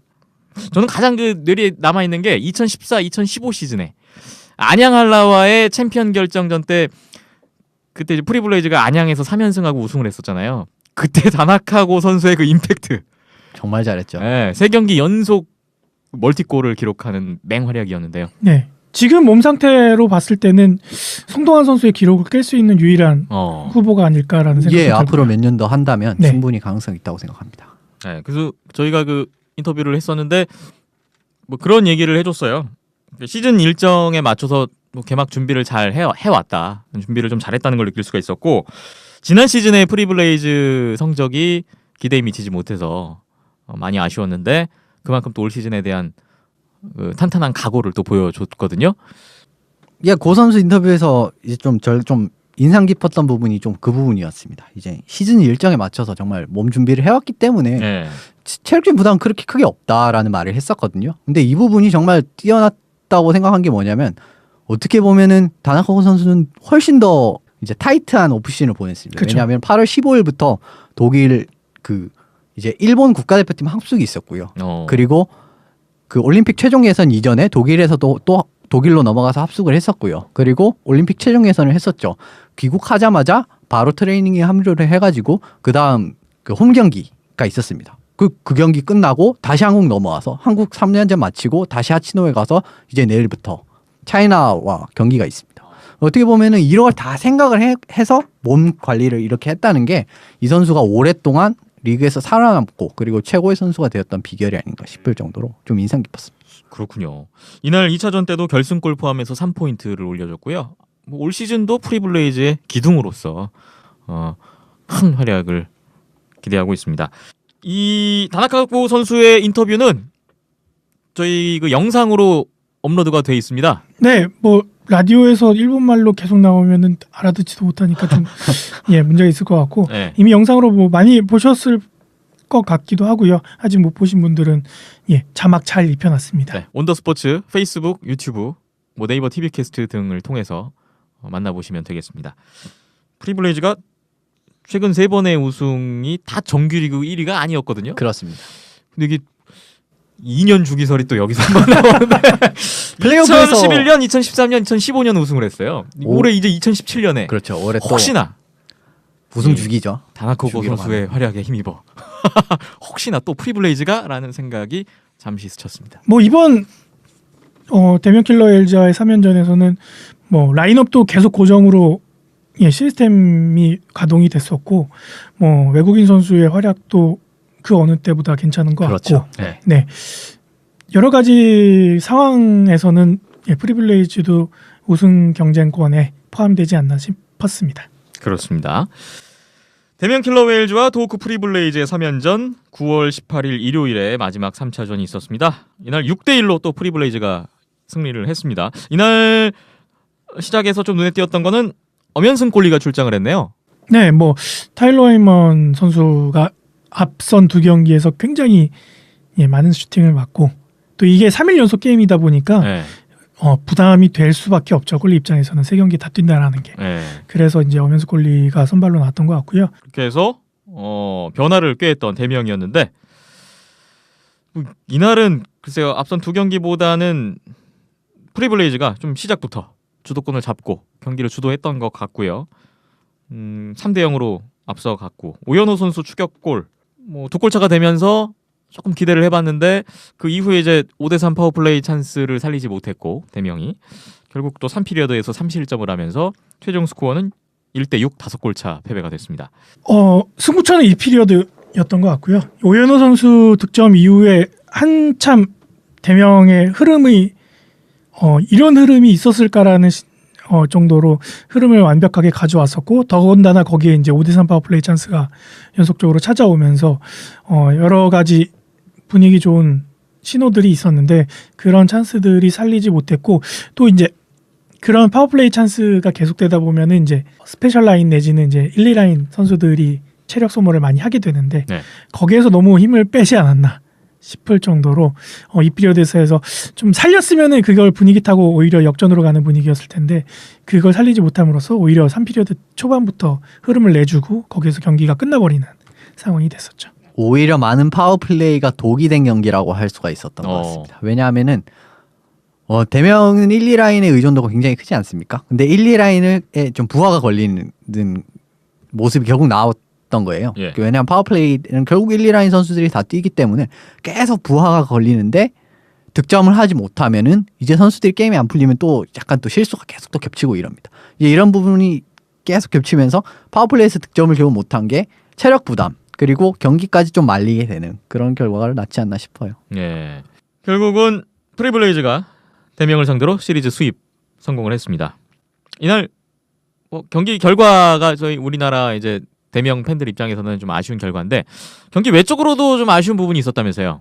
뭐 3연전 내내 나왔던 부분들인데 뭐 가장 큰 문제는 이제 골대가 계속 움직이는 부분들이 있었죠. 골대가 올해- 움직인다고요? 올해 인천에서 유독 자주 나오는 부분이 아닌가 싶습니다. 이제 골리 테크닉 중에 이제 포스트를 한쪽 포스트를 차고 반대쪽 포스트로 이동을 하는 테크닉이 있는데 그거를 할 때마다 거의 골대가 빠지는 모습이 나왔어요. 그리고 3차전 같은 경우에서는 제 기억에는 5번 정도 빠졌습니다. 이제 프리블레이즈 쪽에서.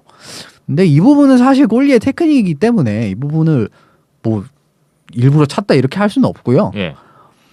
이 부분을 이제 좀 경기를 처음 준비할 때 좀 더 신경을 써야 되지 않는 부분이 아닐까 싶습니다. 오히려 이런 게 많이 겹치다 보면은 경기 흐름이 계속 끊어지면서 오히려 더 대명 쪽에 안 좋은 영향을 미칠 수가 있거든요. 예, 뭐 실제로 3차전에서도 대명 찬스 부분에서 그런 부분들 때문에 경기가 많이 중단이 됐고 오히려 흐름이 끊기는 대명 입장에서는 안 좋은 사례가 됐죠.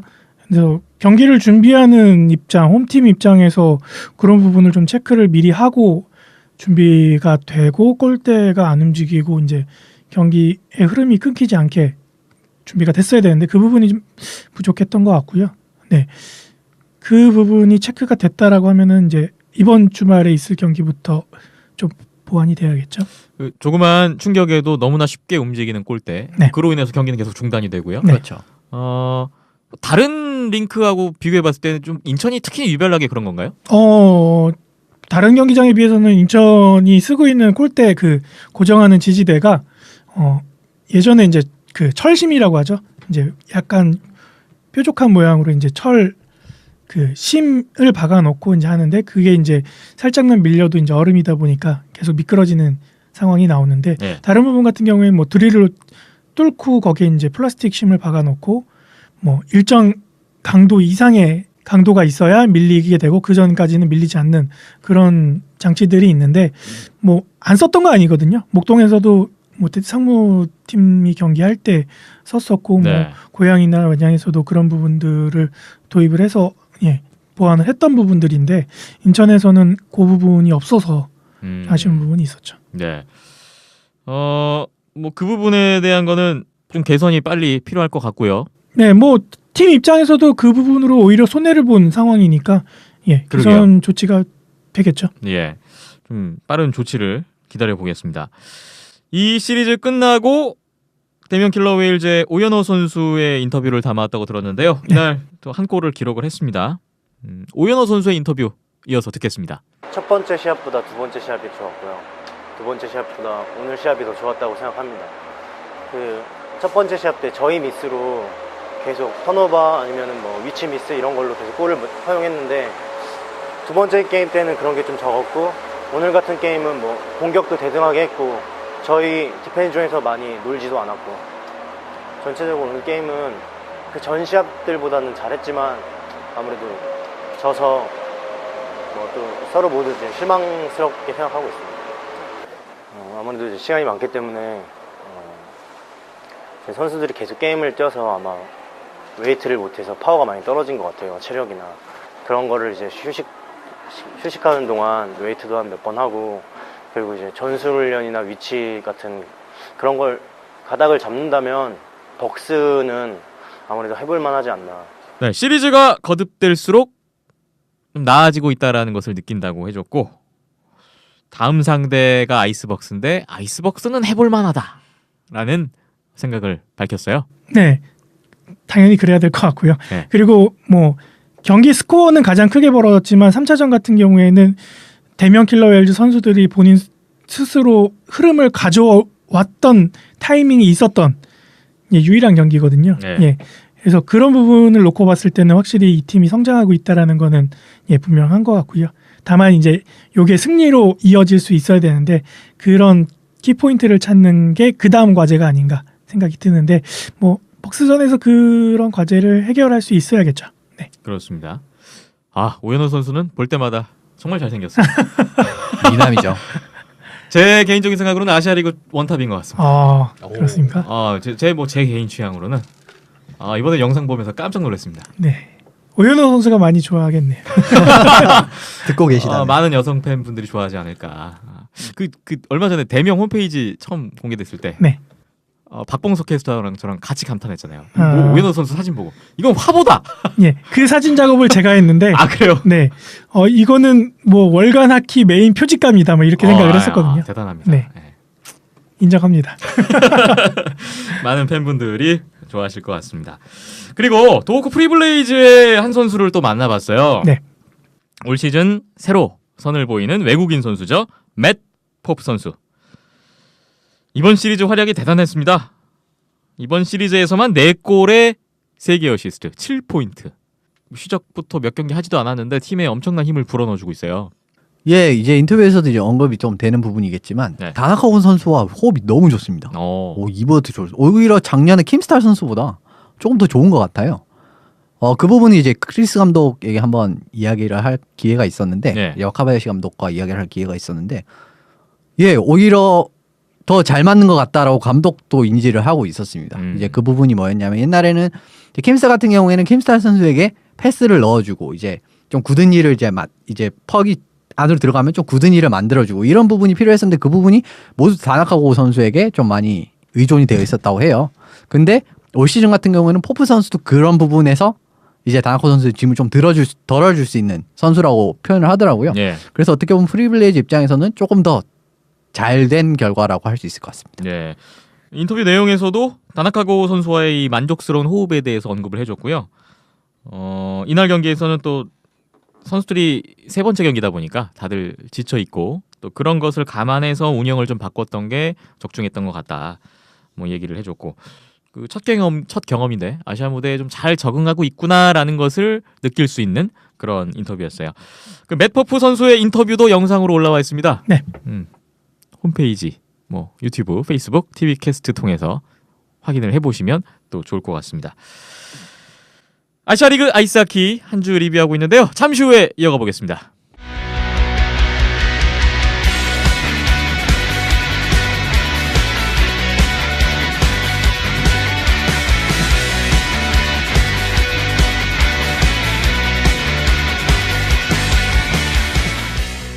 하이원도 이번 주에 홈 3연전을 가졌습니다. 상대는 사할린. 9월 17일, 18일, 19일 또 3일 연속 고향에서 게임을 했는데요. 여기도 결과는 수입이 나왔습니다. 사할린이 3연승을 가져갔네요. 첫 번째 경기 9월 17일 토요일에 4대2로 사할린이 승리를 했는데요. 이날도 하이원은 배장욱 골리가 출장을 했어요. 네, 아직까지 박성재 선수나 박기훈 선수가 정상적인 컨디션은 아닌 것 같죠? 네. 사할린은 또 19세 막심 트레티악 선수가 또 나왔습니다. 예, 뭐 중용되고 있는 거 보니까 확실히 실력 부분에서는 인정을 받는 것 같습니다. 네. 1피리어드 초반에 신용윤 선수의 선제골로 이제 하이원이 앞서 나갔었는데 이 2피리어드 초반에 3골을 연달아 내줬고 역전을 허용했고요. 또 신용윤 선수 추격골이 있어서 기대감을 가졌지만 또 알렉세이 카척 선수에게 한 골 내주면서 2점 차 패배가 됐던 하이원이었습니다. 그리고 다음날 일요일에 3대2 한 골 차로 또 아쉬운 패배를 떠안았던 하이원이었습니다. 이날 드디어 박성재 골리가 시즌 5번째 경기 만에 출장을 했습니다. 이제 어느 정도 회복이 됐구나라는 것을 좀 느낄 수가 있었는데요. 또 반면에 사할린은 안드레이 스텔마크 골리가 또 선을 보였어요. 올 시즌 현재까지 이 3명의 골리를 골고루 돌리고 있는 사할린인데요. 예, 그 중에서도 이제 이 스텔막 선수하고 코로바예프 선수 두 선수에게 좀 더 비중이 있는 것 같습니다. 네, 이날도 마이클 스위프트 선수 득점으로 먼저 앞서갔던 건 하이원이었는데 이 피리어드 들어서 또 흐름이 바뀌었네요. 로만 알렉시프 선수에게 연속골을 내주면서 역전을 허용을 했던 게 좀 뼈아팠고요. 스위프트 선수가 또 동점골로 균형을 잃었지만 3피리어드에 또 결승골을 내주면서 한 골차 패배를 당했습니다. 스위프트 선수가 2골, 신영윤 선수가 2개 어시스트, 두 선수가 합작을 했던 2골이었는데 올 시즌에도 스위프트 선수의 포인트 생산 능력은 변함이 없군요. 오히려 신영윤 선수 덕분에 네. 더 배가가 되지 않을까 생각이 드네요. 이제 조금 라인 조합을 찾은 것 같습니다. 네. 조금 이제 사할린전에서 눈에 띄는 부분이 원래는 이제 김영준 선수와 스위프트 선수가 항상 같이 뛰었었는데 그 두 선수를 떼어내고 신영훈 선수를 올렸거든요. 네. 근데 이 부분이 정말 잘 적중한 것 같습니다. 그리고 나머지 한 윙어는 이제 권태환 선수인데 권태환 선수 같은 경우에 작년이나 항상 또 스위프트 선수 오래 뛰었기 때문에 이 선수 두 선수는 호흡에 문제가 없었고 이제 신영훈 선수와 또 좋은 호흡을 보여주고 있는 것 같아서 이제 조금씩 경기력이 점점 좋아지지 않을까 생각하네요. 예, 두 선수 서로에게 좀 더 시너지 효과가 있는 것 같아요. 네, 두 선수가 지금 하이원 5경기 치렀는데 스위프트 선수가 9포인트, 신영윤 선수가 7포인트, 많은 포인트를 쌓으면서 팀 공격을 주도하고 있는 모습입니다. 9월 19일 월요일에 3차전 4대0 사할린이 완봉승을 거뒀습니다. 이날도 양팀의 수문장은 박성재 대 스텔마크 선수였고요. 지난 시즌 주전이었던 데니스 코로바예프 선수가 첫날은 라인업에서 제외가 됐었고 2차전, 3차전에서는 라인업에만 있다가 안 나오는 그런 사할린이었습니다. 1피리어드 0대0으로 갔는데 2피리어드 2골, 3피리어드 2골 하이원이 완봉패를 했습니다. 이날 그 현장에 두 분이 다녀오셨잖아요. 네. 직접 본 직관 소감 한 말씀씩 해주실까요? 앞서 현석 기자님 말씀하셨지만 1라인에서의 라인업은 이제 완성이 된 것 같은데 나머지 라인 조합이 좀 문제가 있는 것 같고요. 그것은 이제 선수들의 기량보다는 조합 부분에서 좀 아직까지는 정상적인 완성형을 못 찾은 게 아닌가. 거기에 지금 부상 선수들이 있는데 부상 선수들이 아직 합류 이전이어서 네. 그 부분에서도 좀 더 조금 부족하지 않았나 그런 생각이 좀 들었고 승부처는 그 라인 맞대결에서의 패배가 아닌가 싶고요. 예. 마찬가지로 이번 하이원과 사할린 3차전도 전체적인 그림을 놓고 봤을 때는 데미안 킬러 웨일즈와 프리블레즈의 3차전과 많이 닮았다라고 생각을 했었거든요. 그래서 2피리어드 때 하이원이 파워플레이 찬스를 맞이하면서 기회를 얻었고 계속적인 제가 봤을 때 거의 한 6분에서 8분 가까이 파워플레이를 쭉 이어서 했는데 득점이 터지지 않았다라는 부분이 결국에는 스페셜 라인 내지는 1, 2라인의 과부하가 생겼고 그게 계속 3피리어드에 가서 무너지는 양상이 이어졌던 거는 대명이나 하이원이나 같은 패턴이지 않았나 생각이 들었습니다. 그렇군요. 이현숙 기자님은 어떻게 보셨나요? 경기 자체는 사실 사할린이 굉장히 우세했다고 저는 생각을 해요. 점수 차도 그렇게 났고 근데 좀 경기에 집중할 수가 없었습니다. 좀 경기 운영이 너무 좋지 않았어요. 그래서 사실 이제 한국 심판과 러시아 심판이 들어왔었는데 이 경우 같은 경우에 한쪽이 잘못 판정을 하면은 이쪽도 보상 판정이 들어와서 또 잘못 판정을 하고 이런 심판의 기싸움이 너무 이어지는 모습이 보이고 페널티가 너무 많은 건 둘째치고 이런 부분이 게임에 정말 집중하기 힘들게 만들었습니다. 그리고 경기가 중간에 중단되는 게 너무 많았어요. 예. 그리고 의견 조율도 잘 안 되는 모습이었고 이런 부분은 좀 조속하게 리그 쪽에서 좀 가이드라인이 필요할 것 같아요. 두 심판이 커뮤니케이션이 안 되는 모습이 보이고 오히려 기싸움을 하는 것 같은 모습이 정말 보이기 때문에 저는 그 직관을 하지 않았기 때문에 기록지만 보고 눈에 띄었던 게 이게 페널티 개수였거든요. 네. 하이원이 9개, 사할린이 15개 페널티를 기록을 했는데 그 어마어마한 수치의 페널티가 어떤 심판들의 운영적인 측면에서 지금 발생했다는 그런 말씀이신 것 같아요. 예, 양 팀의 경기력은 둘째치고 그런 운영적인 측면에서 경기 자체가 의미가 없어져 버리는 그런 상황이 연출이 됐었던 것 같고요. 예, 15개면은 경기 절반 가까이를 그냥 4명이서 플레이한 결과가 돼버리는 거잖아요. 예, 2분씩만 쳐도. 네. 예, 그런 부분에서 봤을 때는 이거를 리그를 하자는 건지 말자는 건지 아니면은 이거를 왜 아직까지 조치를 이 문제가 비단 지금 이번 경기에서만 나타난 게 아니라 뭐 지난 챔피언 결정전 뭐 지난주에 있었던 할라와 사할린의 3연전에서도 마찬가지였다고 하고요. 뭐 지난 시즌 뭐 사할린 원정 때나 아니면 사할린이 한국 원정 왔을 때나도 마찬가지로 예. 문제가 발생이 됐었고 또 러시아 심판뿐만 아니라 중국 팀과의 경기에서도 그렇죠. 네. 같은 문제들이 계속 얘기들이 나오고 있고 하지만 지금 조치가 이루어진 거는 아무것도 없고 저희가 가시적으로 봤을 때 저희가 지난 시즌 때 비하인드 넷 하면서도 이 심판 구성에 대해서 한번 짚고 넘어간 적이 있어요. 네. 그 이제 아시아리그 경기에서 이제 레퍼리와 라인스맨까지 총 4명의 심판인데 홈팀 국가의 심판이 3명이고 원정팀 국가의 심판이 1명이 배치가 되는데 골신까지 하면은 5명이죠. 5대 1의 싸움을 해야 되는데 네. 이게 제3국 심판이 봐야지 이게 맞는 게 아닌가라는 지적도 한번 있었고요. 예, 뭐 경제적인 비용 문제가 가장 큰 이유라고 해서 지금의 시스템이 계속 유지가 되고 있는 상황인데 네. 리그를 발전시키고 경기력을 향상시키려면은 그런 비용이 우선적으로 처리가 돼야 되지 않은가라는 생각이 들 정도였고요. 당연히 그렇게 돼야 되는 건데, 네, 무슨 이유로 지금 이 시스템을 계속 유지하고 있는 건지는 모르겠네요. 만약에 현행 유지를 할 거면은 좀 확실히 이제 시즌 전이라든지 심판 전체 아시아리그 심판 미팅 같은 걸 해가지고 기준을 이런 정해야죠. 부분에서 네. 기준 같은 것도 명확하지 않고요. 그러니까 한국 심판이 이제 부는 슬래싱의 기준이 다르고 러시아 심판이 부는 슬래싱 기준이 다르고 일본 심판이 부는 기준이 다르고 중국 심판이 부는 기준이 다르니까 팀들도 이건 어디 장단에 맞춰야 될지 감도 아예 안 서는 상황이 나올 수도 있다는 겁니다. 예.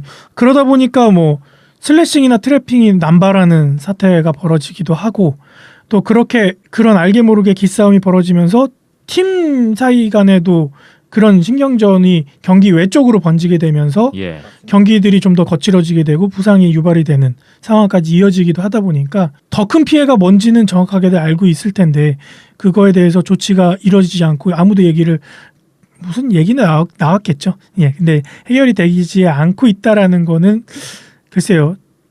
팬 입장으로 보고 있는 저희 입장에서도 불편한 거는 마찬가지인 것 같습니다. 오늘 경기를 잘 이제 교훈 삼아서 이제 그 지난 경기를 잘 교훈 삼아서 앞으로 발전하는 게 중요하죠. 근데 어쨌든 이 경기에서 정말 좋은 뭐 이제 교재 자료는 하나 생긴 것 같습니다. 네. 이런 부분은 정말 지양해야 하니까요. 뭐 편파다 아니면은 심판의 기량이 떨어진다 이런 부분은 이제 더 이상 논할 필요는 없을 것 같고요. 이미 어느 정도 심판들의 수준은 상당히 국제 레벨까지는 올라왔다고 그렇죠. 생각은 되는데 문제는 이제 그 심판 조합에 따른 기준점이 문제인 건데, 네, 맞아요. 예, 뭐 한 나라로 구성된 심판이 아니라 두 국가가 같이 조합이 된 심판의 구성이다 보니까 그런 기준점을 마련하는 데에 아직까지는 그런 부재가 좀 심각한 문제를 낳고 있지 않나 생각이 드네요. 네.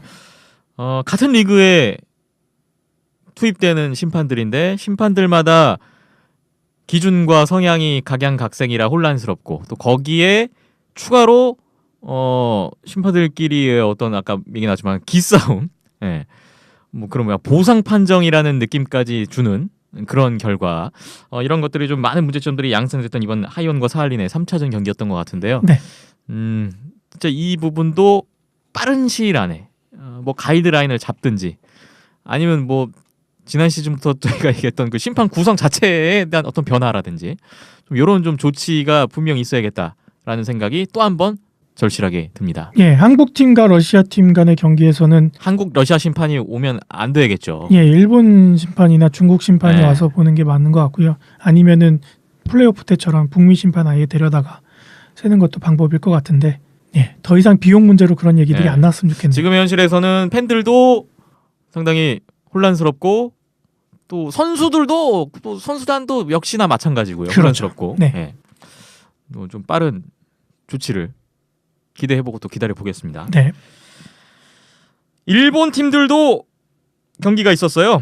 오지 이글스와 일본 재즈 크레인즈의 2연전. 지난 주말에 일본 도마코마이에서 진행이 됐습니다. 홋카이도 라이벌전이라고 할 수가 있고 오지 네. 이글스는 올해가 창립 90주년 시즌입니다. 와우. 그래서 굉장히 의미 있는 홈 개막전이 아닌가 싶네요. 그만큼 지렸겠네요. 오지 이글스가 2연승을 했어요.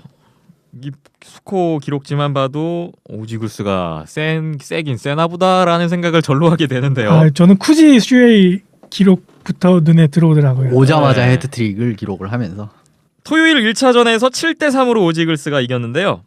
쿠지 슈에이 선수 해트트릭, 화려한 복귀전 했고요. 뭐 스테판 베이유 선수의 결승골이 있으면서 또 3포인트를 기록했던 베이유 선수였어요. 그다음에 올 시즌 새로 들어온 라이언 콜드웰 선수도 득점을 했고,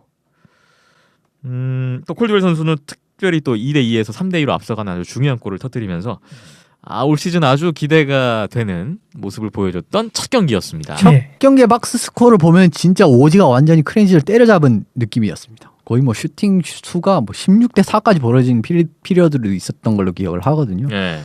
역시 왜 마르티네 감독이 그렇게 경계를 했는지 보여주는 경기가 아니었나 싶습니다. 아주 기분 좋은 역전승으로 첫 경기를 잡은 이글스였고요.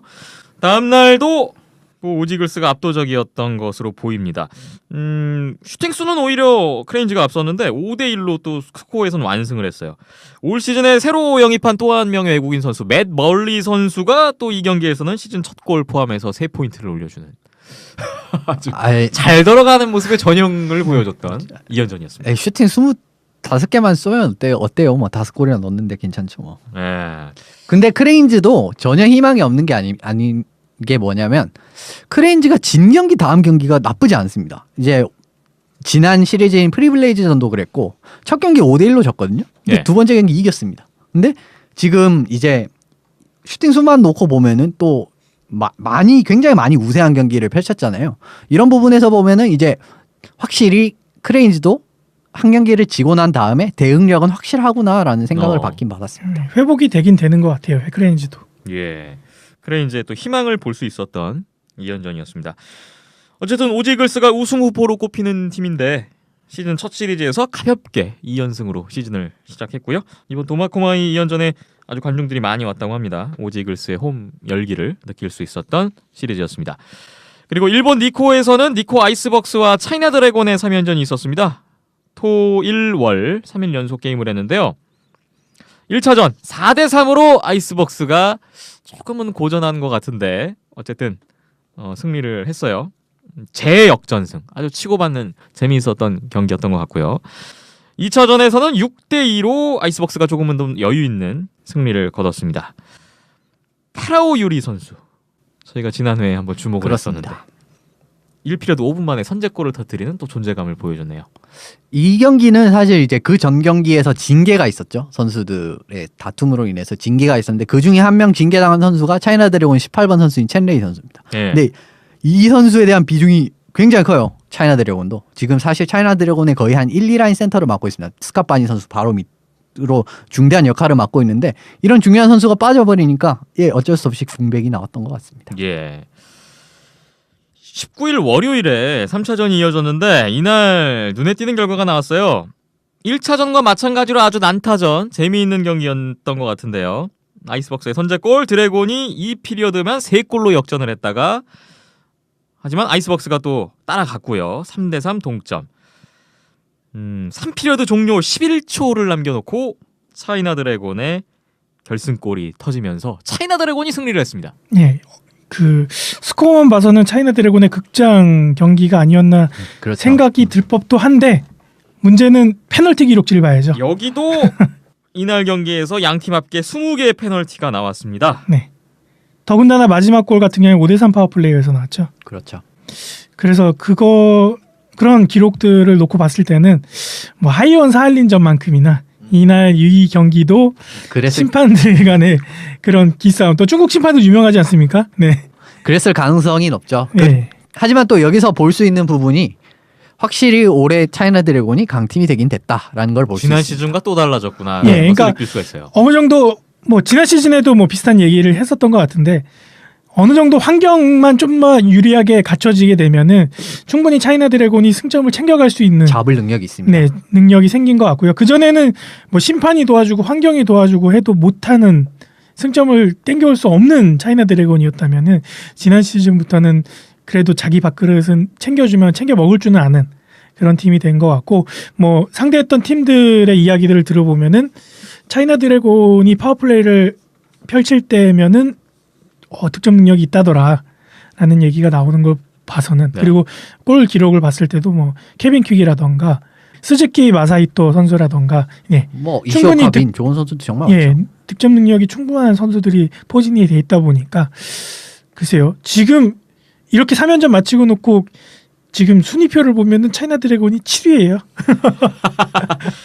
차이나 드래곤이 개막 5연패 후에 6경기 만에 시즌 첫 승을 신고를 했어요. 정말 파워플레이 찬스만 있다면 확실히 변수를 만들어낼 수 있는 팀이라는 생각이 듭니다. 스캇 바니 선수 1라인 파워플레이가 스캇 바니, 카시노, 스즈키, 퀵, 네테넨 뭐 이렇게 나오거든요. 그러니까 전부 이제 어떻게 보면 외국인 선수로 구성된 팀인데 뭐 웬만한 아시아리그 팀 파워플레이나 별 차이가 없어요. 네. 예, 이런 부분에서 또 그렇고 그 결과가 나왔던 게 3차전이라고 할 수 있을 것 같고요. 예, 저는 이렇게 3연전 지켜보면서 예, 파워플레이 골 이렇게 터지고 하니까 예, 차이나 드래곤과 게임을 할 때는 중국 심판이 어지간히도 불겠구나 그런 생각이 먼저 들더라고요.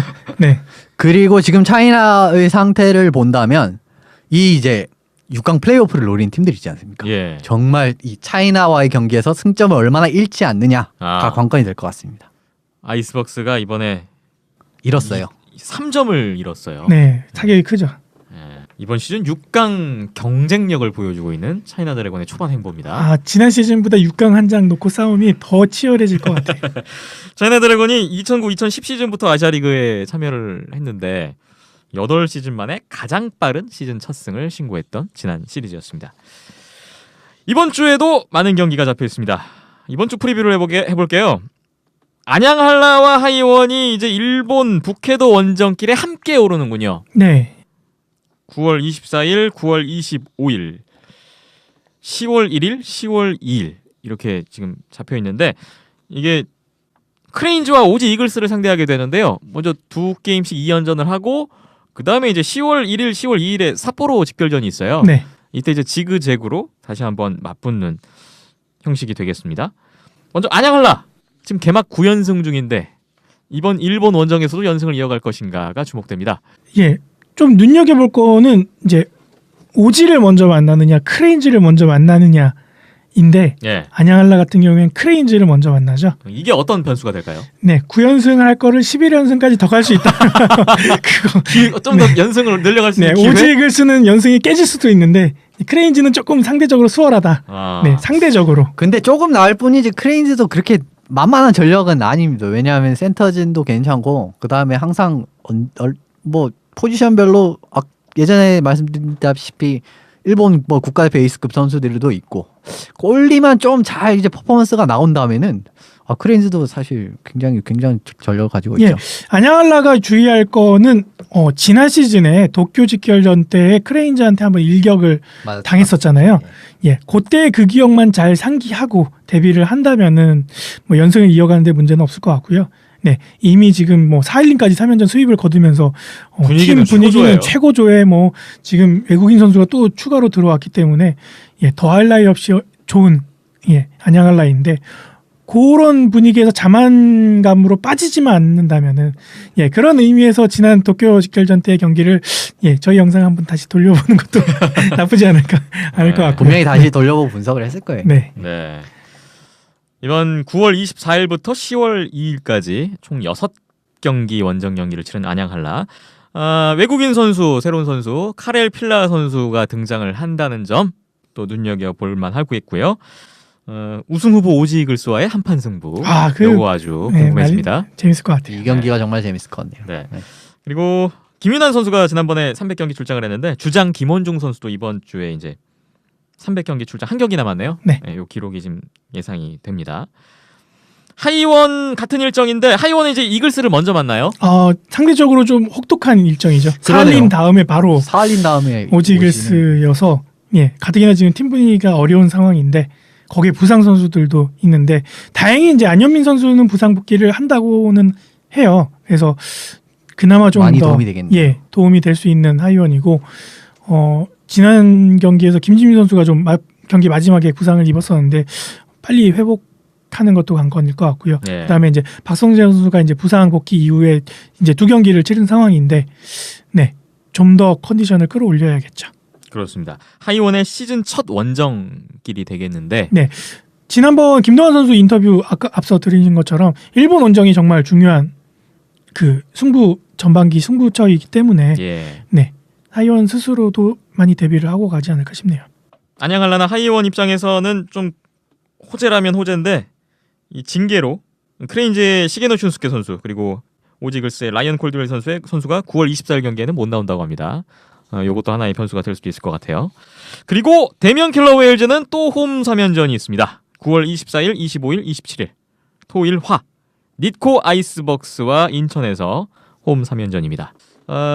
이번에 아이스벅스 만나고 이후에 차이나 드래곤과의 또 홈 3연전이 예정이 돼 있는 대면 킬러 웨일즈인데 이번 그 6번의 경기가 홈 첫 승과 또 많은 좀 승점을 쌓을 수 있는 기회가 되지 않을까 이런 생각도 있거든요. 네, 1차 목표는 홈 첫 승일 것 같고요. 네. 그 다음에 이제 전반기를 놓고 봤을 때에 6강 플레이오프 싸움에 대명도 합류를 하느냐 마느냐의 기로에 서 있는 이 6경기가 아닐까 싶습니다. 네, 뭐 6강 언저리에 있을 것 같은 지금 상대들이거든요. 차이나 드래곤, 아이스벅스. 그리고 뭐 미디어 데이 때도 마찬가지고 이전에도 인터뷰에서도 나왔지만 송 감독님이나 선수들 생각도 뭐 강팀들과의 싸움에서는 팀을 다잡는 데 기회를 삼고 그 다음에 승부는 이런 6강 언저리에 있는 팀들 벅스나 차이나 드래곤과의 승부에서 승점을 따내야 된다라는 생각들을 갖고 있기 때문에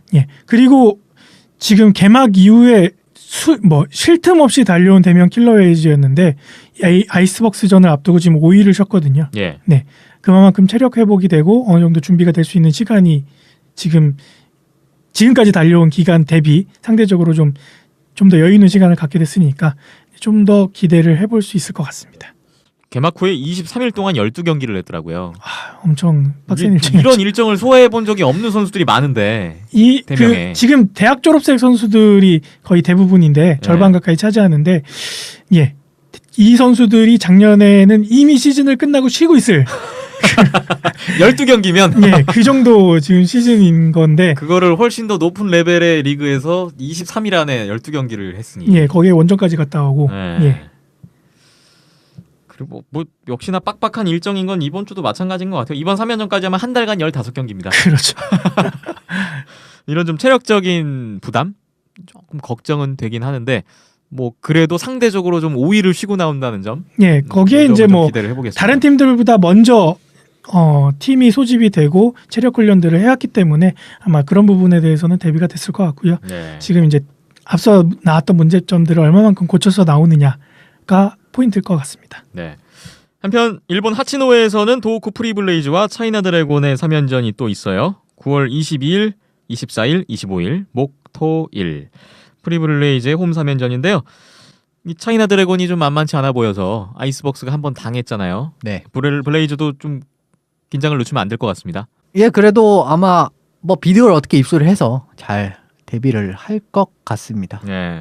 그래도 아무래도 블레이즈를 잡기에는 약간은 또 조금은 차이나 드래곤의 전력이 그 정도는 좀 아닐 수도 있기 때문에 그 부분은 좀 그래도 뭐 블레이즈 당연히 방심을 한다면 충분히 드래곤이 잡을 수 있는 능력은 가지고 있다고 생각합니다. 지난 시즌 순위를 놓고 봤을 때 블레이즈가 전체 팀들 중에 딱 가운데 기준점을 가른다라고 하면은 이번 차이나 드래곤과의 3연전을 통해서 프리블레이즈가 우승 경쟁에 뛰어들 수 있다 없다를 판가름할 수 있을 것 같고 동시에 차이나 드래곤도 6강 플레이오프 경쟁에 합류할 수 있다 아니다를 이번 3연전을 통해서 확인할 수 있겠네요.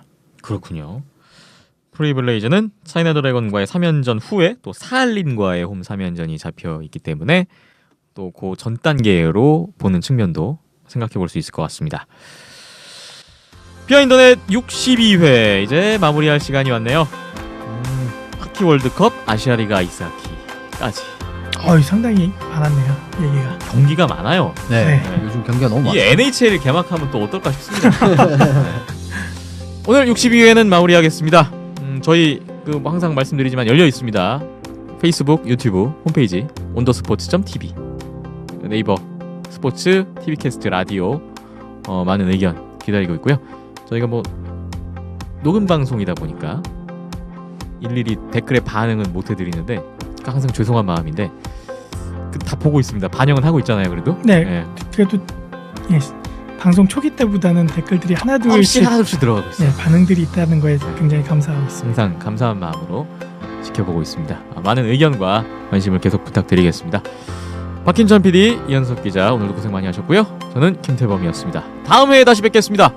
고맙습니다.